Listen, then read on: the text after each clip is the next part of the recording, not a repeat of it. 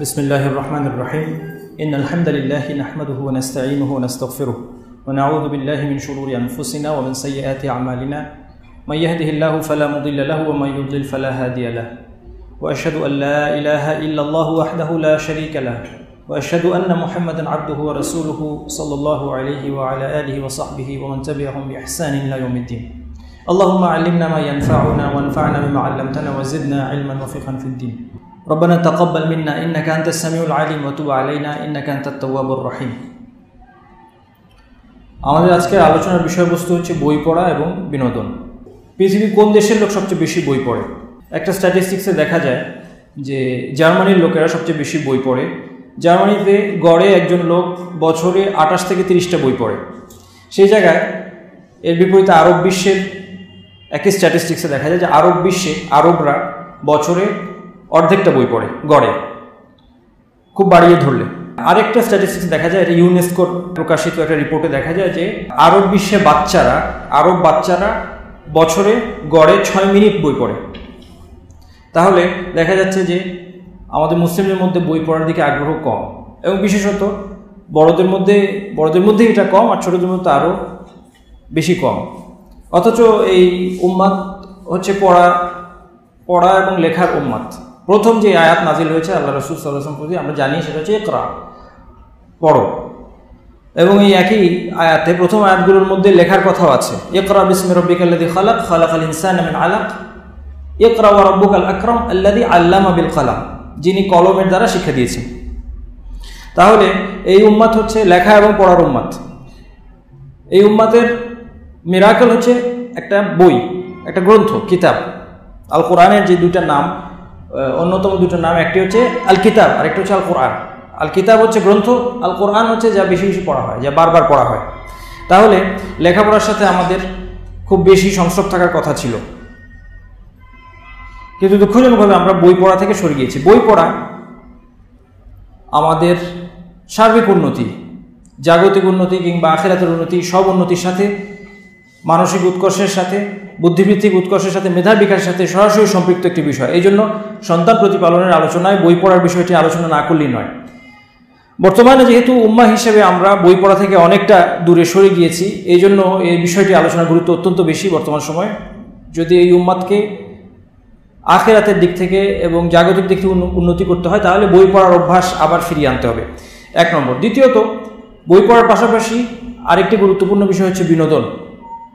বিনোদন এর প্রয়োজন সকলেরই কম বেশি রয়েছে, এবং আমরা হাদিসের মধ্যে দেখতে পাই আল্লাহ রাসূল সাল্লাল্লাহু আলাইহি ওয়াসাল্লাম বিনোদনের বিষয়টির দিকে লক্ষ্য রেখেছেন। সেই যুগে যেমন হাদিসের মধ্যে এসেছে, নবী মুহাম্মদ সাল্লাল্লাহু আলাইহি ওয়াসাল্লাম আয়েশা রাদিয়াল্লাহু আনহার সাথে দৌড় প্রতিযোগিতা করেছেন, তার স্ত্রীর সাথে, যিনি বয়সে অনেকটা, তার তুলনায় অনেকটা পার্থক্য ছিল বয়সে, তিনি ছিলেন তরুণী।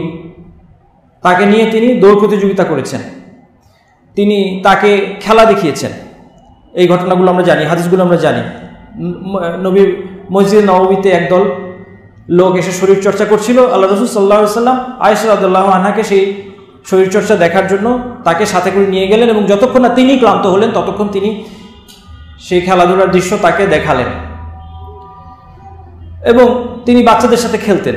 বহু হাদিস আছে যেগুলো থেকে আমরা দেখতে পাই যে তিনি তার নাতিদের সাথে খেলতেন, হাসান এবং হোসেন রাদিয়াল্লাহু আনহুমা, তাদের সাথে খেলতেন, বাচ্চাদের সাথে খেলতেন, বাচ্চাদের সাথে মজা করতেন। এই সব কিছু এমনকি আল কোরআনের মধ্যেও আছে। আল কোরআনের মধ্যেও আছে ইউসুফ আলাইহিস সালামের ভাইয়েরা ইউসুফ আলাইহিস সালামের বিরুদ্ধে যখন ষড়যন্ত্র করছে, তারা খেলতে নিয়ে গেল। আরসিলহু মা'ানা, তার বাবাকে বলছেন, ইউসুফ আলাইহিস সালামের ভাইয়েরা বাবাকে বলছেন, আরসিলহু মা'ানা গাদান ইয়ারতা ওয়া ইয়ালআব ইন্না লাহু লাহাফিজুন, তাকে আমাদের সাথে পাঠান, আমরা কিছু ঘুরে বেড়াবো এবং খেলাধুলা করব, এবং আমরা তার দেখাশোনা করব। তাহলে বিনোদনের গুরুত্ব অস্বীকার কোনো উপায় নেই। আজকে বিনোদন সম্পর্কে আলোচনার গুরুত্ব বৃদ্ধি পেয়েছে। তার কারণ কি? বিনোদনের প্রয়োজন কি আজকে আগের তুলনায় বেড়েছে? একসময় মানুষের যতটুকু প্রয়োজন ছিল, আজকে বিনোদনের প্রয়োজন কি আরও বেশি?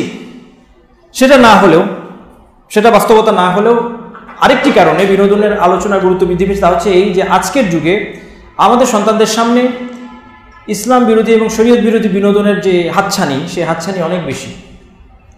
অতএব আজকে যদি মুসলিম উম্মাহ এবং মুসলিম উম্মাহর মুরব্বীগণ বর্তমান সময়, এই কঠিন সময় এবং ফিতনার সময় আমাদের বাচ্চাদের জন্য সুস্থ বিনোদনের বিকল্প খুঁজে বের করতে সচেষ্ট না হন, এদিকে মনোযোগ না দেন, তাহলে আমাদের অজান্তেই আমাদের বাচ্চারা অবৈধ এবং নিষিদ্ধ বিনোদনের হাতছানিতে আহ্বান দিয়ে বিপথে চলে যাবে।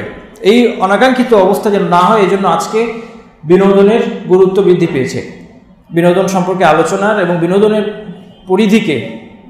পরিধিকে যতটা সম্ভব বাড়ানো যায় ইসলাম শরীয়তের সীমার মধ্যে থেকে, ইসলাম শরীয়তের সীমা লঙ্ঘন না করে, ইসলামী শরীয়তের সুস্পষ্ট সীমা লঙ্ঘন না করে, আবার একই সাথে ইসলাম শরীয়তের সহজতার দিকে লক্ষ্য রেখে, ইসলাম শরীয়ত অনেক বিষয় সহজতা দিয়েছে এবং যেখানে পরিষ্কার সুনির্দিষ্টভাবে কোনো কিছুকে নিষিদ্ধ বলা নেই সেটাকে নিষিদ্ধ না করে, অনেক সময় মানুষ সন্দেহের কারণে অনেক কিছুকে নিষেধ করে দেয়।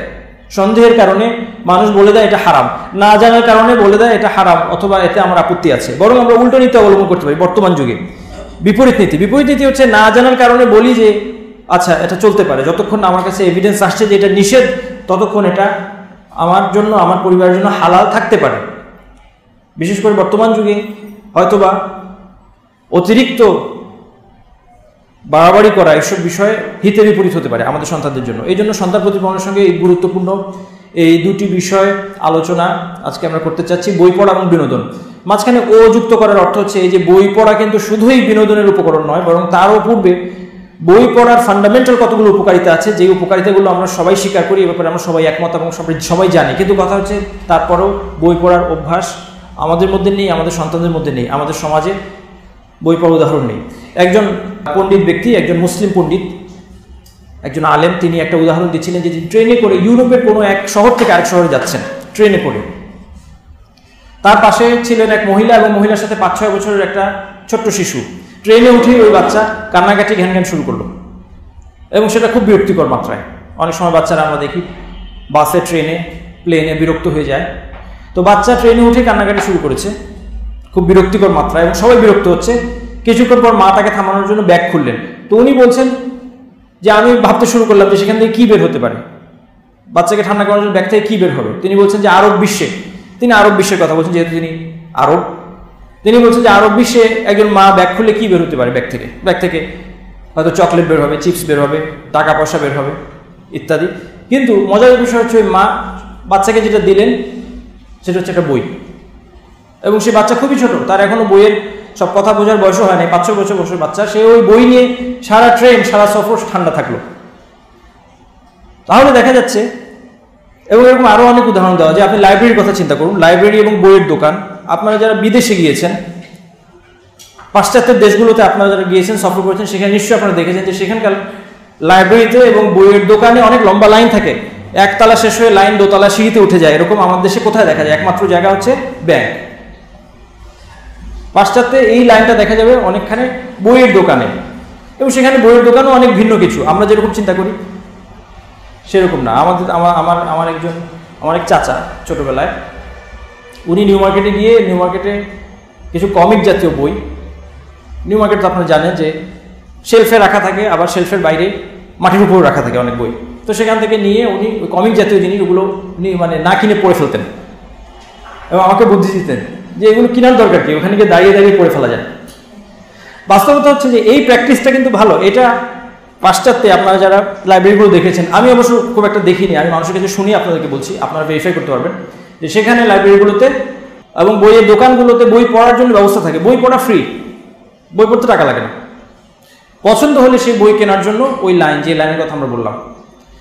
তাহলে দেখা যাচ্ছে যে যদিও অনেক দিক থেকে আমরা তাদেরকে উন্নত বলবো না, আকীদার দিক থেকে, আখলাকের দিক থেকে আমরা পাশ্চাত্যকে কখনো উন্নত বা আমাদের জন্য এক্সাম্পল হিসেবে কখনোই সেট করবো না, কিন্তু তাদের যে জাগতিক উন্নতি, তাদেরকে উন্নত আমরা যে কারণে বলি, সেই জাগতিক উন্নতির অন্যতম কারণ হচ্ছে এই বই।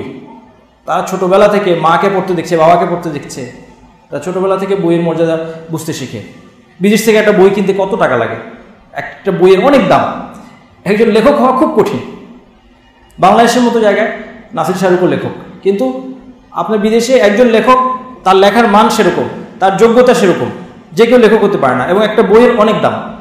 এবং অনেক ক্ষেত্রে আপনারা দেখবেন যে সেখানে সব দিক থেকে শিক্ষা ব্যবস্থা, আপনারা দেখবেন যে বিদেশে আপনার স্কুল শিক্ষকরা সবচেয়ে বেশি যোগ্যতা সম্পন্ন হয়। স্কুল শিক্ষক হওয়া অনেক কঠিন ব্যাপার, অনেক বড় ব্যাপার। অতএব তারা বাচ্চাদের তারবিয়ার বিষয়টিকে অনেক বেশি গুরুত্ব দেয়, যে গুরুত্ব আমাদের দেওয়া উচিত ছিল।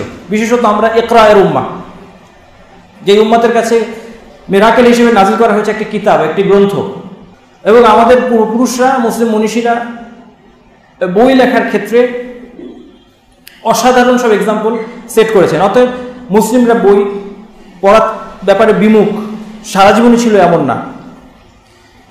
আমি শুনেছি এমন একটা বই আছে কোনো এক মুসলিম মনীষীর লেখা, যে বইটা যদি আপনি ডান দিক থেকে পড়েন তাহলে একটা সাবজেক্টের বই হবে, যদি বাম দিক থেকে পড়েন তাহলে সেটা আরেকটা সাবজেক্টের বই হবে, যদি উপর থেকে পড়েন আরেকটা সাবজেক্টের বই হবে, নিচ থেকে পড়েন আরেকটা সাবজেক্টের বই হবে। এরকম একটা বই আছে, আমি নামটা ভুলে গিয়েছি, আমি একটা লেকচারে শুনছিলাম।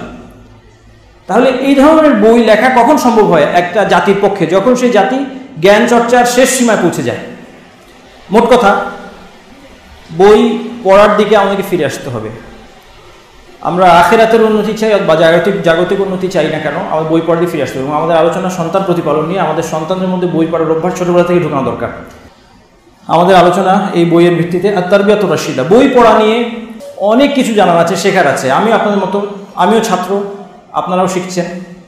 আমি কিছু জিনিস, অল্প কিছু লিমিটেড জিনিস আপনাদের সাথে আমি শেয়ার করব। অল্প কিছু জিনিস আমি তথ্য শেয়ার করব, আরও অনেক আমাদেরকে পড়তে হবে।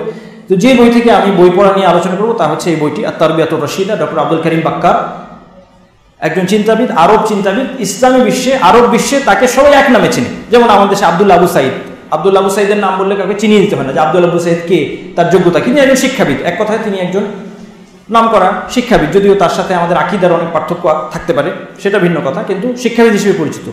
আব্দুল করিম বাক্কার একজন মুসলিম শিক্ষাবিদ এবং আরব বিশ্বে তাকে সবাই এক নামে চেনে। তার লেখা চমৎকার বই সন্তান প্রতিপালনের উপর, আত-তারবিয়াতুর রাশিদা। এই বইটির একটি 6টা বইয়ের সিরিজ, তার মধ্যে শুধুমাত্র একটা বই পুরোটাই হচ্ছে বই পড়ার উপর, আত-তিফলু ইয়াকরা। বই, ওইটার নাম হচ্ছে, টাইটেল হচ্ছে আত-তিফলু ইয়াকরা, মানে শিশু পড়তে শুরু করেছে। একটা চোখে চশমা লাগানো একটা বাচ্চা, একটা মডেল, এরকম একটা বাচ্চার মডেল, চোখে চশমা লাগানো, মজার ছবি। তো এই বই থেকে আমরা আলোচনা করবো বই পড়া সম্পর্কে। এরপর সুস্থ বিনোদনের কিছু আইডিয়া আপনাদের সাথে আমি শেয়ার করব, সেগুলো আমার নিজের আইডিয়া। এবং সেখানে আমরা একটা কথা আমরা কিছু লক্ষ্য করবো, আমার মনে হয় যে আরও অনেক আইডিয়া আছে, কিন্তু একটা বিষয় যে আমরা অনেক সময় আমাদের কুধারণা বা আমাদের মন্দ ধারণার কারণে আমরা অনেক সময় হালালের সীমাকে খুব ছোট মনে করি। আমরা মনে করি যে, যেমন বিনোদনের কথা যখন আসে, অনেকে আমাকে অনেক সময় প্রশ্ন করেছে ইসলামী বিনোদনের উপায়টা কী? কারণ ইসলাম সবই তো হারাম করে দিয়েছে, শরীয়ত তো সবই নিষেধ করে দিয়েছে, সবই হারাম। তাহলে ইসলামী সুস্থ হালাল বিনোদনের উপায়টার কি থাকে? আমি আজকে আপনাদের সামনে 7টা ক্যাটাগরিতে 40টিরও বেশি বিষয়ে আলোচনা করব না, জাস্ট আপনাদের দৃষ্টি আকর্ষণ করব 40টিরও বেশি বিষয়ের প্রতি। এবং আমার মনে হয় চিন্তা করলে আরও অনেক আইডিয়া বের হবে।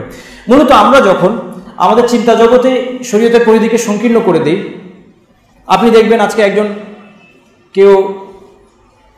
কারো উপার্জন হালাল নয়, তাকে যদি আপনি হালাল উপার্জনের দিকে উদ্বুদ্ধ করেন, সে প্রথম কথাটা আপনার কাছে আপত্তিটা সে কী দিবে আপনাকে? যে বর্তমান সময়ে হালালভাবে ব্যবসা করা সম্ভব না, বর্তমান সময়ে হালাল কাজ করা সম্ভব না। এই কথাটা না বলে সে যদি ভাবতো যে শরীয়তের পরিধি আল্লাহ সুবহানাহু ওয়া তাআলা অনেক বড় রেখেছেন এবং অবশ্যই হালাল অল্টারনেটিভ আছে, যদি আমি আল্লাহর উপর তাওয়াক্কুল করি এবং চেষ্টা করি আমি পেয়ে যাবো, তাহলে সে পেত। কিন্তু মূলত সে আগেই ধরে নিয়েছে যে ইসলামের মধ্যে হালাল কিছু নেই, হালালভাবে আমার কাজ করার উপায় নেই, হালাল বিনোদনের কোনো উপায় নেই, এই জন্য হালাল তার জন্য সহজলভ্য হচ্ছে না। সে যদি আল্লাহর উপর তাওয়াক্কুল করতো, দোয়া করতো, আল্লাহুম্মা আকফিনি বিহালালিকা আন হারামিকা, হে আল্লাহ আমাদের জন্য হালালকে যথেষ্ট করে দিন যেন হারামের দিকে যেতে না হয়, তাহলে তার জন্য পথ খুলে যেত। যাই হোক, সেখানেও আমাদের আলোচনার উদ্দেশ্য হচ্ছে এই যে কথা বোঝা যে আমাদের জন্য হালাল বিনোদনের অনেক ব্যবস্থা আছে এবং সেই ব্যবস্থা গ্রহণ করা। কেন বই পড়ব? প্রথম বিষয়, আত্মিক, মানসিক এবং বুদ্ধিভিত্তিক চাহিদার খোরাক, মনের খাদ্য হচ্ছে বই। আজকে এমন কোনো বাসা কি আছে যেখানে পাকঘর নেই, রান্নাঘর নেই? এমন কোনো বাসা আছে? কারো বাসা আপনাদের আছে যে দেখেছেন রান্নাঘর ছাড়া বাসা নাই, লাইব্রেরি ছাড়া বাসা অনেক? তাহলে আমাদের যে অন্তরের আত্মিক উন্নতি, উৎকর্ষ এবং মানসিক বুদ্ধিভিত্তিক চাহিদার একটা খোরাক দরকার, এই উপলব্ধি তাহলে আমাদের মধ্যে নেই। সেজন্য আমরা দেখতে পাই লাইব্রেরি ছাড়া বাসা, কিন্তু রান্নাঘর ছাড়া কোনো ঘর হয় না। বই পড়া সরাসরি মেধা বিকাশের সাথে সম্পৃক্ত, এই একটা পয়েন্টে আমরা সবাই একমত হব এবং এটা সবাইকে আকৃষ্ট করবে। মুসলিম, অমুসলিম, প্র্যাকটিসিং মুসলিম, নন প্র্যাকটিসিং মুসলিম, বিভিন্ন রকম মানুষ আছে সমাজে। সবাই একটা জিনিস অন্তত চায় যে আমার সন্তান মেধাবী হোক, এটা সবাই চায়, তাই না? এমন কাউকে পেয়েছেন যে বলবে যে আমার সন্তান তো মেধা বিকাশের দরকার নেই, লেখাপড়ার দরকার নেই, সাধারণত এরকম হয় না। এমনকি যে নিজে লেখাপড়া খুব বেশি দূর করেনি সেও চায় যে তার সন্তান উচ্চশিক্ষিত হবে। আর যদি সন্তানের মেধা বিকাশ করতে হয়, বইয়ের কোনো বিকল্প নেই। যে বাচ্চা ছোটবেলা থেকে বই পড়ার প্রতি তার ঝোঁক বা আগ্রহ তৈরি করা সম্ভব হবে না, সেই বাচ্চাটা জীবনে খুব বেশি দূর যেতে পারবে না নিশ্চিত। যত ভালো স্কুলই তাকে আপনি পড়ান, যত ভালো প্রাইভেট টিউটরের কাছেই পাঠান, যত ভালো স্যারের নোটই আপনি মুখস্থ করান। আমরা ম্যাট্রিক ইন্টারমিডিয়েটে নোট মুখস্থ করতাম। কার নোট? অমুক স্যারের নোট। হ্যাঁ, বাংলায় আমাদের ছিল বাংলার নোট অমুক স্যারের, ইংরেজির নোট অমুক স্যারের, স্যারদের নাম সহ আমাদের মুখস্থ থাকতো যে অমুক স্যারের নোট মুখস্থ করলে পরীক্ষায় ভালো নম্বর পাওয়া যায়। যত এগুলো ব্যবস্থা নেওয়া হোক না কেন, যদি বই পড়ার প্রতি সে উৎসাহ না পায়, বই পড়ার অভ্যাস না থাকে, তাহলে সে পরবর্তীতে উচ্চশিক্ষায় গিয়ে খুব বেশি দূর যেতে পারবে না, খুব বেশি দূর যেতে পারবে না। এই জন্য বই পড়ার প্রতি আগ্রহ সৃষ্টি করার উদ্যোগ সর্বপ্রথম নিতে হবে পরিবারের, 1 নম্বর। কেননা স্কুল সব কিছু করে দিবে না, স্কুল সব কিছু করে দেবে না, দিতে পারবে না, সম্ভব হবে না। 1 নম্বর উদ্যোগ নিতে হবে পরিবারে। 2 নম্বর উদ্যোগ আসবে সমাজ থেকে এবং তৃতীয়ত স্কুল থেকে। এই সম্মিলিত প্রচেষ্টা দরকার, পরিবার, সমাজ এবং স্কুল। আপনারা কখনো কারো আমরা বন্ধু বান্ধবকে দাওয়াত দিই না, আমাদের বাসায় দাওয়াত দিই, খাওয়ার জন্য দাওয়াত দিই, বাচ্চাদের সহ দাওয়াত দিই। কোনো গল্পের আসরে কখনো দাওয়াত পেয়েছেন? কেউ তো এটা করতে পারতেন, তাই না? আমাদের মধ্যে থেকে, অভিভাবকদের মধ্যে থেকে কেউ সামাজিক উদ্যোগের কথা বলছে, সামাজিক উদ্যোগ। অভিভাবকের মধ্যে কেউ, আপনি যখন ফিল করলেন যে আসলে আমার বাচ্চাটা শুধু আমার আর অন্যের বাচ্চাটা আমার না, এরকম কিন্তু না। আমরা কিন্তু মুসলিম এভাবে চিন্তা করছি না। আমরা মুসলিম চিন্তা করছি আমার বাচ্চার জন্য যেটা কল্যাণকর, আমি চাই আপনার সন্তান, আমার মুসলিম ভাই বোনদের সন্তান সবাই এই কল্যাণটা পাক। আচ্ছা, বই পড়ার প্রতি আগ্রহী করার জন্য সামাজিক উদ্যোগ, আমি এক্সাম্পল দিচ্ছি যে আমি কিন্তু আমার বন্ধু বান্ধবকে ডাকতে পারি আমার বাসায়, বাচ্চাদেরকে নিয়ে আসো, একটা অনুষ্ঠান হবে গল্পের আসর, যেখানে আমি যদি ভালো গল্প বলিয়ে হই, সবাই ভালো গল্প বলিয়ে হন না, কেউ কেউ হন, অনেকের মধ্যে ভালো গল্প বলার যোগ্যতা আছে। তিনি কি করতে পারেন, তিনি তার পরিচিতদেরকে বলতে পারেন যে বাচ্চাদেরকে নিয়ে আসো, স্পেশাল দাওয়াত, সেখানে অবশ্যই খাওয়া দাওয়া থাকবে, শুকনো মুখে শুধু গল্প বলতে হবে না, খাওয়া দাওয়া থাকবে, কিছু খেলাধুলাও থাকবে, কিন্তু সেই সাথে আমি গল্প বলবো। বই পড়ার প্রতি আগ্রহ তৈরি করার জন্য, বইয়ের প্রতি আগ্রহ তৈরি করার জন্য গল্প বলার আসর। তাহলে সামাজিক উদ্যোগেরও অনেক প্রয়োজন আছে। সমাজ, পরিবার এবং বিদ্যালয় সম্মিলিতভাবে যদি অংশ নেয়, তাহলে বাচ্চাদের মধ্যে বই পড়ার উৎসাহ তৈরি করা সম্ভব এবং এটা তাদের মেধা বিকাশের সাথে সরাসরি সম্পৃক্ত। শুধু নোট মুখস্থ করে প্রাইভেট টিউটর, স্কুল শেষে প্রাইভেট টিউটর, অমানবিক আমার দৃষ্টিতে। স্কুল শেষে আবার প্রাইভেট টিউটর কাছে দৌড়ানো অমানবিক। একটা বড় মানুষ আপনাকে এই কাজ করতে দিলে আপনি পারবেন না। আপনাকে সারাদিন ধরে, আপনি এখন এই লেকচারের মধ্যে ঘুমিয়ে যাচ্ছেন, আপনি এই 45 মিনিট লেকচারের মধ্যে দেখেন আপনার ঘুম চলে আসছে। আপনার বাচ্চা, আপনি সকাল থেকে দুপুর পর্যন্ত ক্লাস করে আবার ভাত খেয়ে পাঠাচ্ছেন প্রাইভেট টিউটরের কাছে নোট মুখস্থ, অমানবিক। এবং সবচেয়ে আগে এটা মেধা ধ্বংস করে। আমার কথা বিশ্বাস যদি না হয়, শিক্ষাবিদদেরকে জিজ্ঞেস করুন আপনারা। এবং পৃথিবীতে যারা বিখ্যাত লোক যে কোনো ফিল্ডে, তাদেরকে জিজ্ঞেস করুন যে তারা এইভাবে এই প্রক্রিয়ার মধ্যে দিয়ে যাননি, নোট মুখস্থের এই অসুস্থ প্রক্রিয়া এই মধ্যে দিয়ে যাননি। শুধু নম্বর তোলার জন্য নোট মুখস্থ, গাইড বই পড়া, প্রাইভেট টিউটরের কাছে যাওয়া, এগুলো মেধাকে ধ্বংস করছে। শিক্ষা ব্যবস্থায় পরিবর্তন দরকার। বই পড়া কল্পনা শক্তিকে শক্তিশালী করে এবং সৃষ্টিশীলতাকে গঠন করে। হয়তো এমনকি ইন্টারমিডিয়েট লেভেল পর্যন্ত আপনার সন্তানের মধ্যে যে সৃষ্টিশীলতার ঘাটতি আছে, এটা আপনার কাছে ধরাই পড়বে না, কিন্তু আপনি বুঝতে পারবেন সেটা যখন বিশ্ববিদ্যালয় পর্যায়ে গিয়ে সে অন্যদের চেয়ে পিছিয়ে যাবে, হায়ার স্টাডিজে গিয়ে অন্যদের চেয়ে পিছিয়ে যাবে, বিশ্বের অন্যান্য দেশের লোকদের সাথে কম্পিটিশনে গেলে যখন পিছিয়ে যাবে, তখন আপনি উপলব্ধি করবেন যে তার মধ্যে সমস্যা আছে। কিন্তু হয়তো সে ম্যাট্রিক ভালো করছে, ইন্টারমিডিয়েট ভালো করছে, এসএসসি, এইচএসসি ভালো রেজাল্ট করছে। কারণ আমাদের পড়াশোনা আজকে হচ্ছে রেজাল্ট ভিত্তিক, আমাদের মূল্যায়ন হচ্ছে রেজাল্ট ভিত্তিক। এটা কখনো একজনের মেধা সম্পর্কে পরীক্ষার নম্বর কখনো সঠিক দিক নির্দেশনা দেয় না, কিছুটা দেয় কিন্তু সম্পূর্ণ না। যাই হোক, বই পড়া কল্পনা শক্তি শক্তিশালী করে, সৃষ্টিশীলতা গঠন করে। বই পড়া মানুষকে তার সীমাবদ্ধ পরিবেশের সীমাবদ্ধতা থেকে বের হতে সহায়তা করে, বিশেষ করে যারা দারিদ্র কিংবা বিভিন্ন বিপদাপদের মধ্যে, রোগ, শোক, দারিদ্র এই ধরনের পরিবেশে বসবাস করেন। এই ধরনের বিপদাপদ, মুসিবত মানুষের প্রাণ শক্তিকে স্তীমিত করে দেয়, মানুষের উচ্চাকাঙ্ক্ষাকে দমন করে। এই অবস্থায় এখান থেকে একটা এসকেপ তার জন্য হয় বই। এই জন্য আমরা আরও বেশি করে উৎসাহ দিব। যারা বিপদ আপদের মধ্যে থাকেন, যারা দারিদ্র্যের মধ্যে আছেন, অভাবের মধ্যে আছেন, তাদের আরও বেশি বইয়ের দিকে আকৃষ্ট হওয়া উচিত, বই হাতে নেওয়া উচিত। কারণ বই তাদের স্পিরিটকে, তাদের প্রাণশক্তিকে উজ্জীবিত রাখবে, তাদের ইতিবাচক দৃষ্টিভঙ্গি, উচ্চাকাঙ্ক্ষাকে জিইয়ে রাখবে। এই বই পড়া আত্মবিশ্বাসের জন্ম দেয়। কারণ বই পড়ার মাধ্যমে আপনি যদি একটা বাচ্চা যদি ছোটবেলা থেকে বই পড়ে, সে তার মতামত এবং তার ভাব এবং তার দাবি দেওয়া উত্থাপনে অনেক শক্তিশালী হয়, তার ভাষা শক্তিশালী হয়। আর যখন একজন মানুষের ভাষা উন্নত এবং শক্তিশালী হয়, সেটা তাকে আত্মবিশ্বাসী করে তোলে। মূলত আপনারা এটা অবজার্ভ করবেন যে উগ্র আচরণ, আক্রমণাত্মক আচরণ ইত্যাদি, এগুলোর মূল কারণ হচ্ছে আপনি যা বলতে চান সেটা শক্তিশালী ভাষায় প্রকাশ করতে না পারা। এটা একটা অন্যতম কারণ। আপনার যদি ভাষা শক্তিশালী হয়, আপনার হাতের ব্যবহারের প্রয়োজন নেই, আপনার রেগে যাওয়ার প্রয়োজন নেই, আপনার উগ্র আচরণের প্রয়োজন নেই। যখন আপনি ভাষার মাধ্যমে আপনার অভিযোগ অথবা আপনার আপত্তি, আপনার অবজেকশন, আপনার দ্বিমত প্রকাশ করতে ব্যর্থ হচ্ছেন, তখন আপনি আত্মবিশ্বাস হারিয়ে ফেলেন। তখন আমরা আত্মবিশ্বাস হারাই এবং তখন আমরা উগ্র আচরণ করি। তাহলে ছোটোবেলা থেকে বাচ্চাদেরকে বই পড়ানো তাদের মধ্যে আত্মবিশ্বাস জন্ম দেবে, তাদের অনুভূতিকে শানিত করবে, তাদের মধ্যে দয়ার বোধ।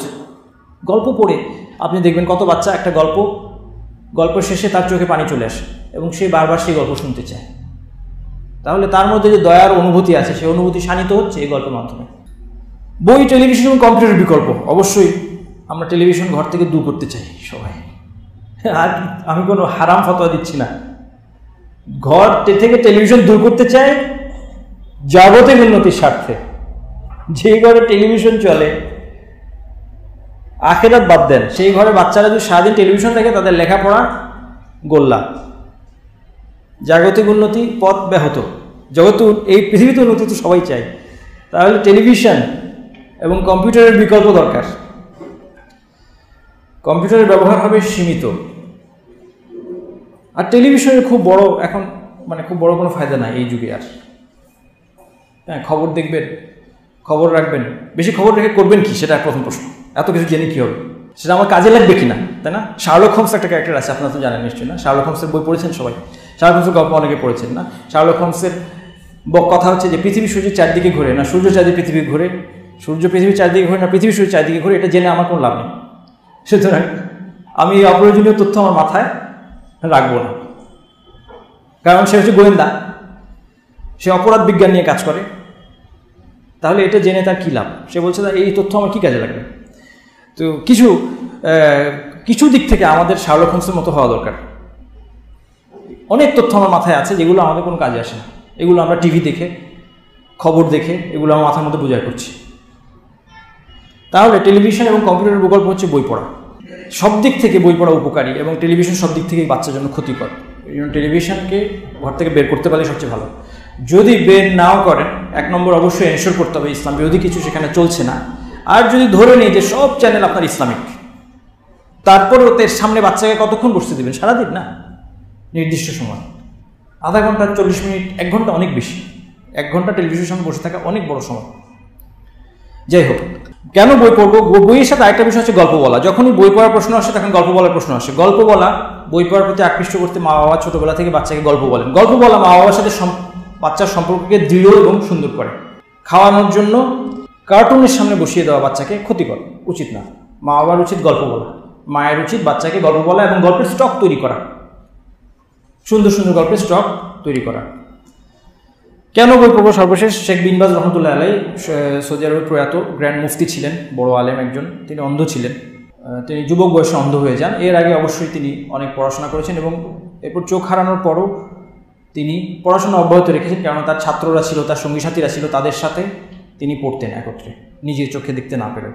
পড়ার প্রতি ভালোবাসা মুমিনের জন্য দুনিয়ার অগ্রিম নিয়ামত, এটা তার একটা সুন্দর উক্তি। দুনিয়াতে এটা মুমিনের জন্য সুখ শান্তির কারণ এবং বৈধ আনন্দের একটা উপায়। ছোটবেলা থেকে বই পড়ার অভ্যাস তৈরির পথ, ক্রমাগত চেষ্টা চালিয়ে যেতে হবে এবং দোয়া করতে হবে। অনেক মা বাবা বাচ্চাকে হয়তো তারা মনে করছেন যে আমি 1 2 বার বলবো যে বই পড়ো বই পড়ো বই পড়ো, তারপর সে বই পড়া শুরু করবে, অথবা এক গাদা বই কিনে আনবো, এখন সে নিয়ম মাফিক পড়া শুরু করবে। আর যদি সেটা না করে তাহলে বাবা মা হাল ছেড়ে দেন। এটা ঠিক না। এভাবে বাচ্চা কখনো বই পড়ার প্রতি আকৃষ্ট হয় না, সম্ভব না। আপনি অর্ডার দিয়ে বাচ্চাকে বই পড়াবেন, যদি এইমটা মাথায় থাকে ভুলে যান। এটা হচ্ছে সহজ উপায়, শর্টকাট। আমরা এখন মা বাবা হিসেবে সন্তান প্রতিপালনের শর্টকাট খুঁজি, শর্টকাট আছে কিনা, যে এটা করলে এটা হবে, এটা করলে এটা হবে। যেমন আমরা তো এখন, তার কারণ হচ্ছে আমরা এখন যান্ত্রিক, তাই না? আমরা যন্ত্র অপারেট করে অভ্যস্ত, এটা টিপলে এটা হয়, এটা টিপলে মোবাইল কি টিপলে কী হয় আমার জানা আছে। তো বাচ্চা আমরা ভাবছি এরকম একটা যন্ত্র, এই সুইচ টিপলে এই কাজ করবে, কখনোই না। উপরন্তু বাচ্চাকে প্রপারলি একটা বাচ্চার সাথে ডিল করার জন্য যে সময়, এই সময় আমাদের নেই, আমরা সময় দিতে চাচ্ছি। এই জন্য আমরা যাচ্ছি শর্টকাট হবে না। আপনি শুধু আদেশ দিবেন বই পড়ো, বই পড়া ভালো, উপদেশ দিবেন বাচ্চা শুনবে, কখনো হবে না। আপনাকে ক্রমাগত প্রচেষ্টা চালাতে হবে। যদিও বা প্রথম দিকে তার বইয়ের প্রতি আগ্রহ নাও দেখতে পান, আপনি চেষ্টা চালিয়ে যেতে হবে এবং আল্লাহর কাছে দোয়া করতে থাকতে হবে।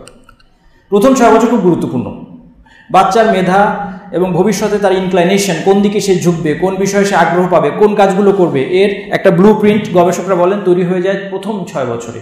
অনেকের বাচ্চার বয়স এখন 6 বছরের বেশি।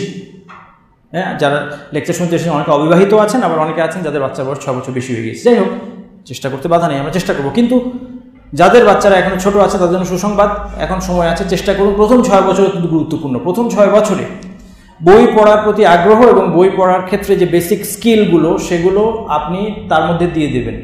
এই একই স্কিল সে কলেজেও ব্যবহার করবে, বিশ্ববিদ্যালয়ে ব্যবহার করবে। সন্তান গর্ভে থাকতেই বই পড়ার উৎসাহ তৈরি করা শুরু হয়। গবেষকরা দেখিয়েছেন যে গর্ভবতী মা যদি বই পড়ে লাউডলি এবং উৎসাহ নিয়ে, এটা বাচ্চার ভবিষ্যতে বইয়ের প্রতি আকর্ষণ তৈরি করতে সহায়ক। এই জন্য বিদেশে দেখা যায় অনেক গর্ভবতী মা পার্কে বসে গাছের উপর হেলান দিয়ে বই নিয়ে তিনি জোরে জোরে পড়ছেন, উদ্দেশ্য বাচ্চাকে শোনানো।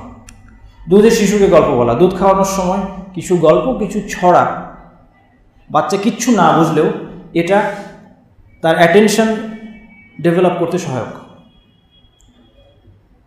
এই জন্য যে মা বাবা ছোটবেলা থেকে বাচ্চার সাথে বেশি কথা বলেন এবং বিশুদ্ধ ভাষা ব্যবহার করেন, সেই বাচ্চাদের ডেভেলপমেন্ট সবচেয়ে বেশি হবে। যদি বাবা মার সময় না থাকে, এটার কোনো শর্টকাট বিকল্প কেউ দিতে পারবে না। বাচ্চার সাথে কথা বলা, বাচ্চার সাথে ইন্টারাক্ট করা ছোটোবেলা থেকে, এবং অনেক সময় দিয়ে এবং বিশুদ্ধ ভাষায়।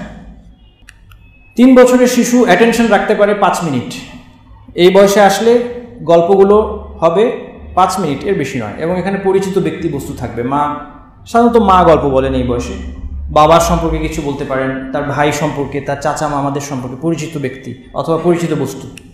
5 বছর বয়সের শিশু অ্যাটেনশন আরেকটু বাড়ে। এই বয়সে তারা 10 মিনিট পর্যন্ত অ্যাটেনশন রাখতে পারে এবং পশু পাখি মানুষের ভাষায় কথা বলছে এই ধরনের গল্পগুলো তাদেরকে আকৃষ্ট করে। এবং এখানেও খেয়াল রাখতে হবে বিরক্তির ন্যূনতম প্রকাশে থেমে যাওয়া উচিত। যখনই বাচ্চা উসকুস করছে, বিরক্ত হচ্ছে, থেমে যাবেন।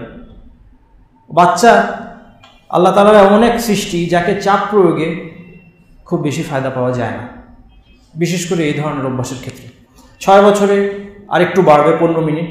তারপরেও মা বাবা অথবা মুরব্বী অথবা শিক্ষক তিনি বুঝতে পারবেন যে কার অ্যাটেনশন স্প্যান কতটুকু, এটা বোঝা খুব জরুরি। সবার অ্যাটেনশন স্প্যান একরকম হয় না। এই বয়সে কাল্পনিক এবং হাসির গল্প, যেখানে একটু হাসির খোরাক আছে, একটু মজার ঘটনা আছে, এগুলো তাদেরকে আকৃষ্ট করে। 6 বছর বয়সে থেকে সাধারণত বাচ্চারা কল্পনা এবং বাস্তবের মধ্যে পার্থক্য করতে পারে। এই জন্য সত্যবাদিতার গুরুত্ব শিক্ষা দেওয়ার মতো গল্প তাকে বলার বয়স, উপযুক্ত বয়স হচ্ছে এটি। এবং তেমনি দিনের মূলনীতিগুলো শেখানোর জন্য যদি গল্প বলতে হয়, এই বয়সটা উপযুক্ত।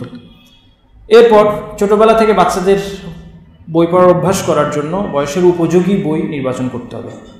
বয়সের উপযোগী বই বোঝার উপায় কি? অনেক বইতে লেখা থাকে বয়স, এটা হচ্ছে সবচেয়ে ভালো এবং সহজ উপায়। যদি লেখা না থাকে তাহলে আপনাকে গবেষণা করতে হবে।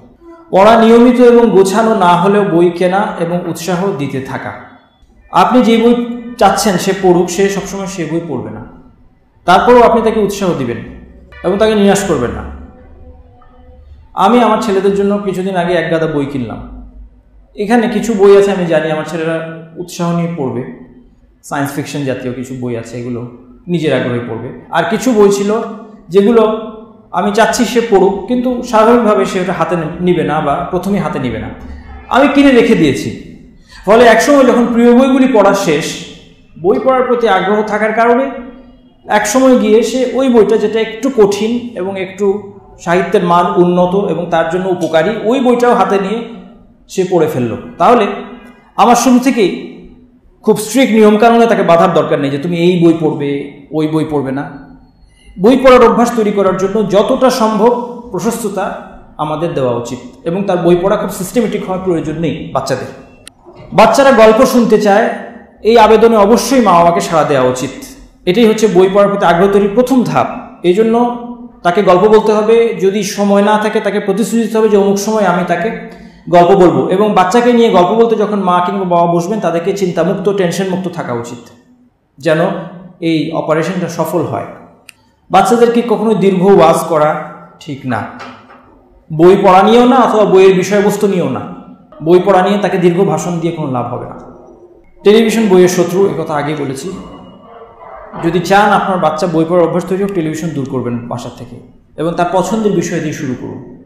আপনি বাচ্চাকে বই পড়তে আগ্রহী করতে চান, এবং নিশ্চয়ই এখানে যারা আছেন তারা চান সেই ইসলামী বইগুলো পড়ুক, ভালো বইগুলো পড়ুক, সাহাবীদের জীবনী,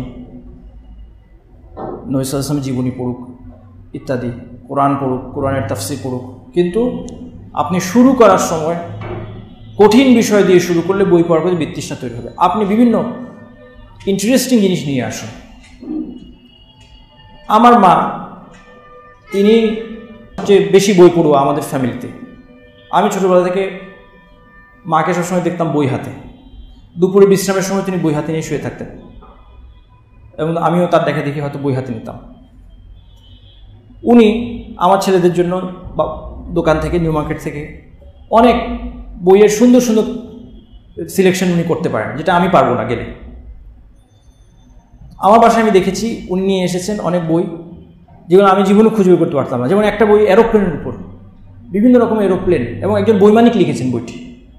প্লেন কীভাবে চলে, প্লেন কত রকম হয়, পাইলটদের জীবন, পাইলটদেরকে কতক্ষণ প্লেন চালাতে হয়, খুব ইন্টারেস্টিং।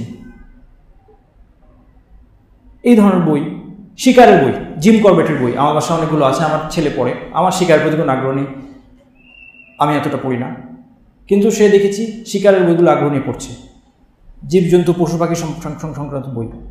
এই ধরনের বইগুলো যেগুলো বাচ্চারা আগ্রহ পাবে, সেগুলো দিয়ে শুরু করেন। কোন বিষয়ে সে পড়ছে শুরুতে এটা গুরুত্বপূর্ণ নয়। ছোট বাচ্চা কোন বিষয় নিয়ে পড়ছে এটা গুরুত্বপূর্ণ নয়, যদিও বা বিষয়টা আপনার দৃষ্টিতে খুব তুচ্ছ হয়, সে ওই বিষয় নিয়ে পড়ুক, সে পড়া শুরু করুক, তারপরে তার অভ্যাস তৈরি হবে। বই পড়ার এক্সাম্পল বাচ্চাদের সামনে দেওয়ার ক্ষেত্রে আমাদের সত্যবাদিতা অবলম্বন করা উচিত। আমরা অনেক সময় এক্সাম্পল দিই যে আমি তোমার বয়সে থাকতে এত বই পড়তাম, বানিয়ে বানিয়ে অনেক কথা বলি, কিন্তু বাচ্চা কিন্তু একটু বড় হলে বুঝবে যে বাবার জীবনেও এ ধরনের কোনো বই পড়েননি, সেটা তাদের জন্য ভালো হবে না। তো অতএব এ ধরনের এক্সাম্পল দেওয়ার কোনো দরকার নেই। বই নির্বাচনের বইয়ের মধ্যে কাম্য বৈশিষ্ট্য হচ্ছে দুইটি। বাচ্চাদের বইতে অবশ্যই উপকারিতা থাকতে হবে এবং আনন্দ থাকতে হবে, কিছু না কিছু উপকারিতা থাকতে হবে, এবং সে আনন্দ পাবে। বইটা এমনভাবে লেখা, বইয়ের উপস্থাপন এমন যেন সে আনন্দ পায়। দ্বিতীয়ত, শিশু সাহিত্যিকদের লেখা, যারা শিশু সাহিত্যিক বলতে খুব বিখ্যাত লোক হতে হবে এমন বলছি না আমি, কিন্তু যাদের লেখাগুলো বিশেষভাবে শিশুদের জন্য উপযোগী, সেই ধরনের বইগুলো বাছাই করা উচিত। এবং ভূতের গল্প, ভূত পেতনি, রাক্ষস কক্ষস, এগুলোর গল্প কখনোই নয়। বই পড়ার জন্য চাই পরিবেশ। আর তাহলে এতক্ষণ যে আলোচনা করলাম ছোটবেলা থেকে বই পড়ার অভ্যাস তৈরির পথ, বই পড়ার জন্য চাই পরিবেশ। বড় ছোট সবাইকে আমরা পড়াকে নিয়মিত অভ্যাস বানাই। আপনি যদি চান আপনার সন্তান, আমি গতদিন বলেছিলাম যে যদি আমাকে বলা হয় যে সন্তান প্রতিপালন সম্পর্কে একটা কথা বলে আপনি হল থেকে চলে যান, তাহলে আমি বলবো যে একটা মূলনীতি আমাদের হতে পারে যে সন্তানের মধ্যে যা আমি দেখতে চাই তা নিজের মধ্যে বাস্তবায়ন করা। সন্তান আমাকে দেখেই শিখবে। অতএব আমরা সবাই বই পড়ি না কেন? সে তো বাবাকে কখনো দেখে না বই হাতে, তাই না? বাবাকে, মাকে কখনো বই হাতে নিতে দেখে না। বাবার হাতে থাকে রিমোট অথবা নিউজ পেপার, মায়ের হাতে স্মার্টফোন। তাহলে আমি তাকে বই পড়ো বই পড়ো বই পড়ো বলতে থাকলে লাভ হবে না। আমরা হাতে বই নিই এবং আমরা রুটিন মাফিক বই পড়া অভ্যাস করি সবাই। আমাদের বাসায় একটা সময় থাকুক, 8টা থেকে 9টা, 7টা থেকে 8টা, 6টা থেকে যখন সুবিধা, অথবা ফজরের পরে, অথবা রাত্রে ঘুমানোর আগে, যখন সবাই বই পড়ে, বাবার হাতে বই থাকে, মায়ের হাতে বই থাকে, অথবা ভিন্ন ভিন্ন সময়, কোনো অসুবিধা নেই। বাবার হাতে বই, মায়ের হাতে বই, ভাইদের হাতে বই, বোনের হাতে বই। ছোটো বাচ্চা ছোটোবেলা থেকেই বই পড়তে আগ্রহী হবে। হোম লাইব্রেরি তৈরি করা শুরু করি আমরা এখন থেকে, এবং বাচ্চাদেরকে ওইটাতে শরিক করতে পারি এই কাজে। বিভিন্ন লাইব্রেরি ম্যানেজমেন্টের কাজগুলো বাচ্চাদেরকে নিয়ে যদি আমরা করি, ওরা এতে বিনোদনেরও খোরাক পাবে। আমি আমার খালুর বাসা থেকে এনে কিছু বই পড়তাম স্কুলে থাকতে, সেই বইতে লেখা আমি দেখতাম সিল মারা আছে, নাহার হোম লাইব্রেরি। এটা আমার কাছে খুব চমৎকার লাগতো যে বাহ, বাসার একটা লাইব্রেরি এবং সেটা সিলও আছে। এই জন্য সবার বাসায় একটা লাইব্রেরি থাকা উচিত। পাকঘরের মতো যেমন রান্নাঘর ছাড়া বাসা হয় না, তেমনি লাইব্রেরি ছাড়া বাসা হয় না, লাইব্রেরি থাকা উচিত। লাইব্রেরি আবার যেন মিউজিয়াম না হয়। মিউজিয়াম পর্যন্ত হাত দেওয়া যাবে না কোনো বইতে, এটা অনেক দামি বই, এটা অনেক পুরনো বই, এটা অনেক রেয়ার বই, শুধু ঘরের সজ্জার জন্য একটা শেলফ আছে, এরকম লাইব্রেরি না, কার্যকর লাইব্রেরি। এবং ঘরের সর্বত্র বই থাকতে হবে, শুধু লাইব্রেরির মধ্যে সীমাবদ্ধ থাকলে হবে না। বই থাকবে বিছানায়, বই থাকবে পড়ার টেবিলে, পড়ার টেবিল বই থাকা খারাপ না, ভালো। বই থাকবে সোফায়, বই থাকবে খাওয়ার টেবিলে, সবখানে বই ছোঁয়া, যেন বাচ্চারা সবসময় বই পড়ে। বই পড়ার জন্য নির্ধারিত একটা স্থান থাকতে পারে, পড়ার জন্য আরামদায়ক, সুন্দর লাইটিং করা, চেয়ার টেবিলওয়ালা, সেখানে বই পড়ার সময় বুকিং দেওয়ার জন্য ছক থাকতে পারে, যে বাবা কখন পড়বেন, মা কখন পড়বেন, আগে থেকে সেখানে বুকিং দিতে হবে সময়, এবং বসে ওই জায়গাটা খুব আরামদায়ক, পড়ার জন্য উপযোগী, টেবিল আছে, চেয়ার আছে, সুন্দর আরামদায়ক বসার ব্যবস্থা। বই পড়ার জন্য একটা অন্যতম বিষয় হচ্ছে যে বসার ধরনটা যথার্থ হওয়া দরকার। আবার আরাম বলতে এত আরাম না যে ঘুম চলে আসে, যেমন পা তুলে দিয়ে হেলান দিয়ে যদি শোয় মানুষ, ডাক্তাররা বলে যে তখন অক্সিজেনের অভাব হয় শরীরে, ঘুম তাড়াতাড়ি আসে। যদি পা তুলে দিয়ে খুব আপনি ঘুমের কাছাকাছি ভঙ্গিতে হেলান দিয়ে বসেন, তখন ঘুম বেশি আসবে। অনেকে অবশ্য বসেও ঘুমাতে পারেন, দাঁড়িয়েও ঘুমাতে পারেন। আমার একজন আত্মীয় ছিলেন, উনি দাঁড়িয়েও ঘুমিয়ে যেতেন। অনেকে আছেন না, বা অনেক ক্লান্ত থাকলে মানুষ বাসেও দেখা যায় যাতায়াতের সময় একটু ঘুমাতে হয়, দাঁড়িয়েও ঘুমাতে হয়। যাই হোক, বই পড়ার জন্য চাই নির্ধারিত উপযুক্ত স্থান। বই পড়ার জন্য আমরা পুরস্কৃত করতে পারি, বই পড়ার প্রতিযোগিতা হতে পারে, স্কুলে, বাসায়, আত্মীয় স্বজনের মধ্যে বই পড়ার প্রতিযোগিতা। বিশ্ব সাহিত্য কেন্দ্র এই ধরনের প্রতিযোগিতা আয়োজন করে, আমরা কেন করি না? আমরা নিজেদের সার্কেল কেন করি? বিশ্ব সাহিত্য কেন্দ্রের জন্য বসে থাকার দরকার নেই। আপনি আপনার আত্মীয় স্বজনের কয়েকটা বাচ্চাকে নিয়ে বই পড়ার প্রতিযোগিতা আয়োজন করুন, অনেক উৎসাহী হবে বাচ্চারা। বই পড়ার জন্য পুরস্কৃত করা, এটা তাদেরকে বই পড়তে উৎসাহিত করবে। তবে একই সাথে এই মেসেজও দিতে হবে যে শুধু পুরস্কারের জন্য বই পড়লে চলবে না, বরং বই পড়া হবে খাওয়া পড়ার মতো একটা অভ্যাস। বই কেন্দ্রিক পারিবারিক আলোচনা চলতে পারে বিভিন্ন বিষয় নিয়ে। বিশেষ করে আপনি দেখবেন যে ছোটোবেলা থেকে বাচ্চাদের হাতে বই দিলে তারাই আপনাকে বিভিন্ন ঘটনা বলতে চাচ্ছে, যে আমি এটা পড়েছি, ওটা পড়েছি। অনেক সময় আমরা এগুলো শুনতে চাই না, আমাদের সময় থাকে না, আমরা এনকারেজ করি না, আমরা তাদেরকে সরিয়ে দিই। এটা খুব ভুল, মারাত্মক ভুল। তাকে এই আলোচনায় অংশগ্রহণ করুন, এবং যখন তার কথাটা আপনি শুনবেন, এরপর আপনিও অনেক বইপত্র নিয়ে তার সাথে আলোচনা করতে পারবেন, সেও আপনার কাছ থেকে শুনবে। এভাবে বইকেন্দ্রিক পারিবারিক আলোচনা বই পড়তে সহায়ক হবে। বড় ছোট সবাই পড়াকে নিয়মিত অভ্যাস বানায়, এবং সব জায়গায় বিভিন্ন উপলক্ষে আমরা পড়তে পারি। বিভিন্ন উপলক্ষে, সফরে যাওয়ার সময় আমরা বই নিয়ে যাই না কেন, সাথে করে সবার সাথে একটা করে বই, সবাই বই পড়ছে, বিভিন্ন উপলক্ষে বই পড়া। স্কুলে বই পড়ার পরিবেশ দরকার। স্কুলে বই পড়ার পরিবেশের জন্য চাই লাইব্রেরি। এটা আমি বলছি যেহেতু এখানে শিক্ষকরা আছেন, বা যারা শিক্ষক হবেন, মুরব্বীরা আছেন, তারা খেয়াল করবেন এই বিষয়গুলো। বইয়ের লাইব্রেরি দরকার স্কুলে বই পড়ার জন্য নির্ধারিত সময় থাকতে পারে, যে ব্রেক, কিন্তু শুধু বই পড়ার জন্য ব্রেক। আমাদের স্কুলে আমরা এটা করার চেষ্টা করি, ক্লাসের মাঝখানে ব্রেক, কিন্তু সেই ব্রেক খেলার জন্য না, শুধু বই পড়ার জন্য। সেই ব্রেক দেওয়া হবে, শর্ত হচ্ছে লাইব্রেরিতে যেতে হবে। তখন গিয়ে অনেকেই লাইব্রেরিতে বই উল্টায় আগ্রহ নিয়ে। পাঠদানের পদ্ধতির পরিবর্তন দরকার। স্কুলে সবসময় একটা সমস্যা থাকে, যে কোনো স্কুলকে একটা মেথড ফলো করতে হয়, একটা সিলেবাস ফলো করতে হয়, তাদের সিলেবাস শেষ করার টার্গেট থাকে। এই সিলেবাস কেন্দ্রিক লেখাপড়া যতদিন থাকবে, ততদিন বই পড়ার বিষয়টা নিরুৎসাহিত হবে। এই বিষয়ে শিক্ষাবিদদেরকে আরও এগিয়ে আসতে হবে, যে কীভাবে স্কুলের পাঠদানের পদ্ধতিটাই এমন হয় যা বই পড়াকে ইনকর্পোরেট করে, এবং বইপত্রের প্রতি, গবেষণার প্রতি বাচ্চাদের আগ্রহকে বাড়িয়ে তোলে। এবং শিক্ষকের ভূমিকা রয়েছে। একজন ভালো শিক্ষক কে? ভালো শিক্ষক হচ্ছে যে ছাত্রের মধ্য থেকে তার শক্তিশালী দিকগুলোকে বের করে আনতে পারে, এবং ছাত্রকে ভালো ভালো কাজে উৎসাহ দিতে পারে, ছাত্রের মধ্যে উচ্চাকাঙ্ক্ষা, অ্যাম্বিশন তৈরি করতে পারে। সে হচ্ছে ভালো শিক্ষক। সাধারণ শিক্ষক হচ্ছে যে ছাত্রের ক্লাসের পড়াটা আদায় করতে পারে, সে হচ্ছে সাধারণ শিক্ষক। আর খারাপ শিক্ষক হচ্ছে যে ছাত্রের মেধাকেই নষ্ট করে দেয়। এরকম খারাপ শিক্ষকই মনে হয় আমাদের দেশে বেশি, আমাদের দেশের স্কুল কলেজে এই ধরনের শিক্ষক বেশি, ছাত্রকে নিরুৎসাহিত করে, যার কাছ থেকে ছাত্র শুধু এই মেসেজটাই পায়, তোকে দিয়ে কিচ্ছু হবে না, তুই একটা গাধা, তোকে দিয়ে কিচ্ছু হবে না। কিন্তু শিক্ষকদের হওয়া উচিত ছিল যে ছাত্রের যেই দিকটা ভালো, শক্তিশালী, সেই দিকটা বের করে আনা। তার দুর্বল দিকে ফোকাস করে লাভ নেই।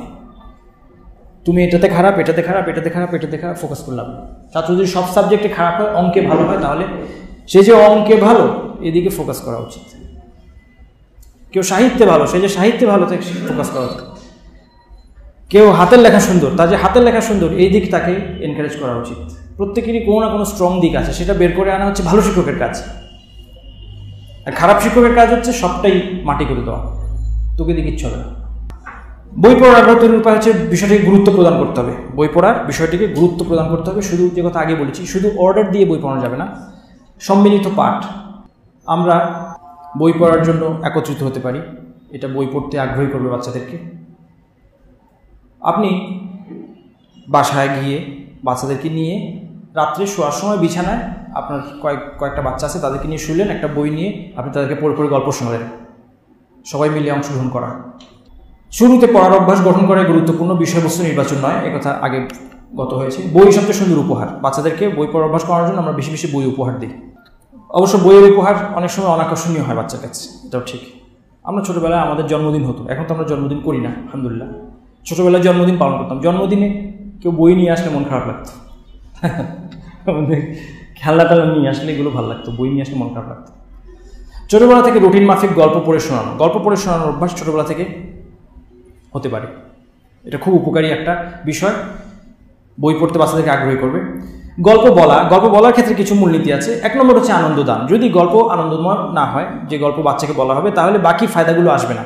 বাকি ফায়দাগুলো কি? বাকি ফায়দা হচ্ছে পারিবারিক বন্ধনকে দৃঢ় করা, বাচ্চার চিন্তা শক্তি, বুদ্ধিবৃত্তি এবং অনুভূতির বিকাশ, ইসলামের শিক্ষা এবং উত্তম নীতির বীজ বপন এবং জগতের সাথে পরিচিতি। এই অনেক ফায়দা আছে গল্প বলার, কিন্তু মূল খেয়াল রাখতে হবে বাচ্চাকে যে যেন বাচ্চা সেই গল্পের মধ্যে আনন্দ পায়। বই পড়ার আগ্রহ তৈরির জন্য অক্লান্তভাবে উৎসাহ দিতে হবে বাচ্চাকে। উৎসাহ দেওয়ার অনেকগুলো উপায় আছে। মৌখিক কাজের মাধ্যমে, যেমন ধরা যাক কোনো বাচ্চা বই পড়ছে, সে ভুল করছে, তার ভুল ঠিক করা দরকার নেই।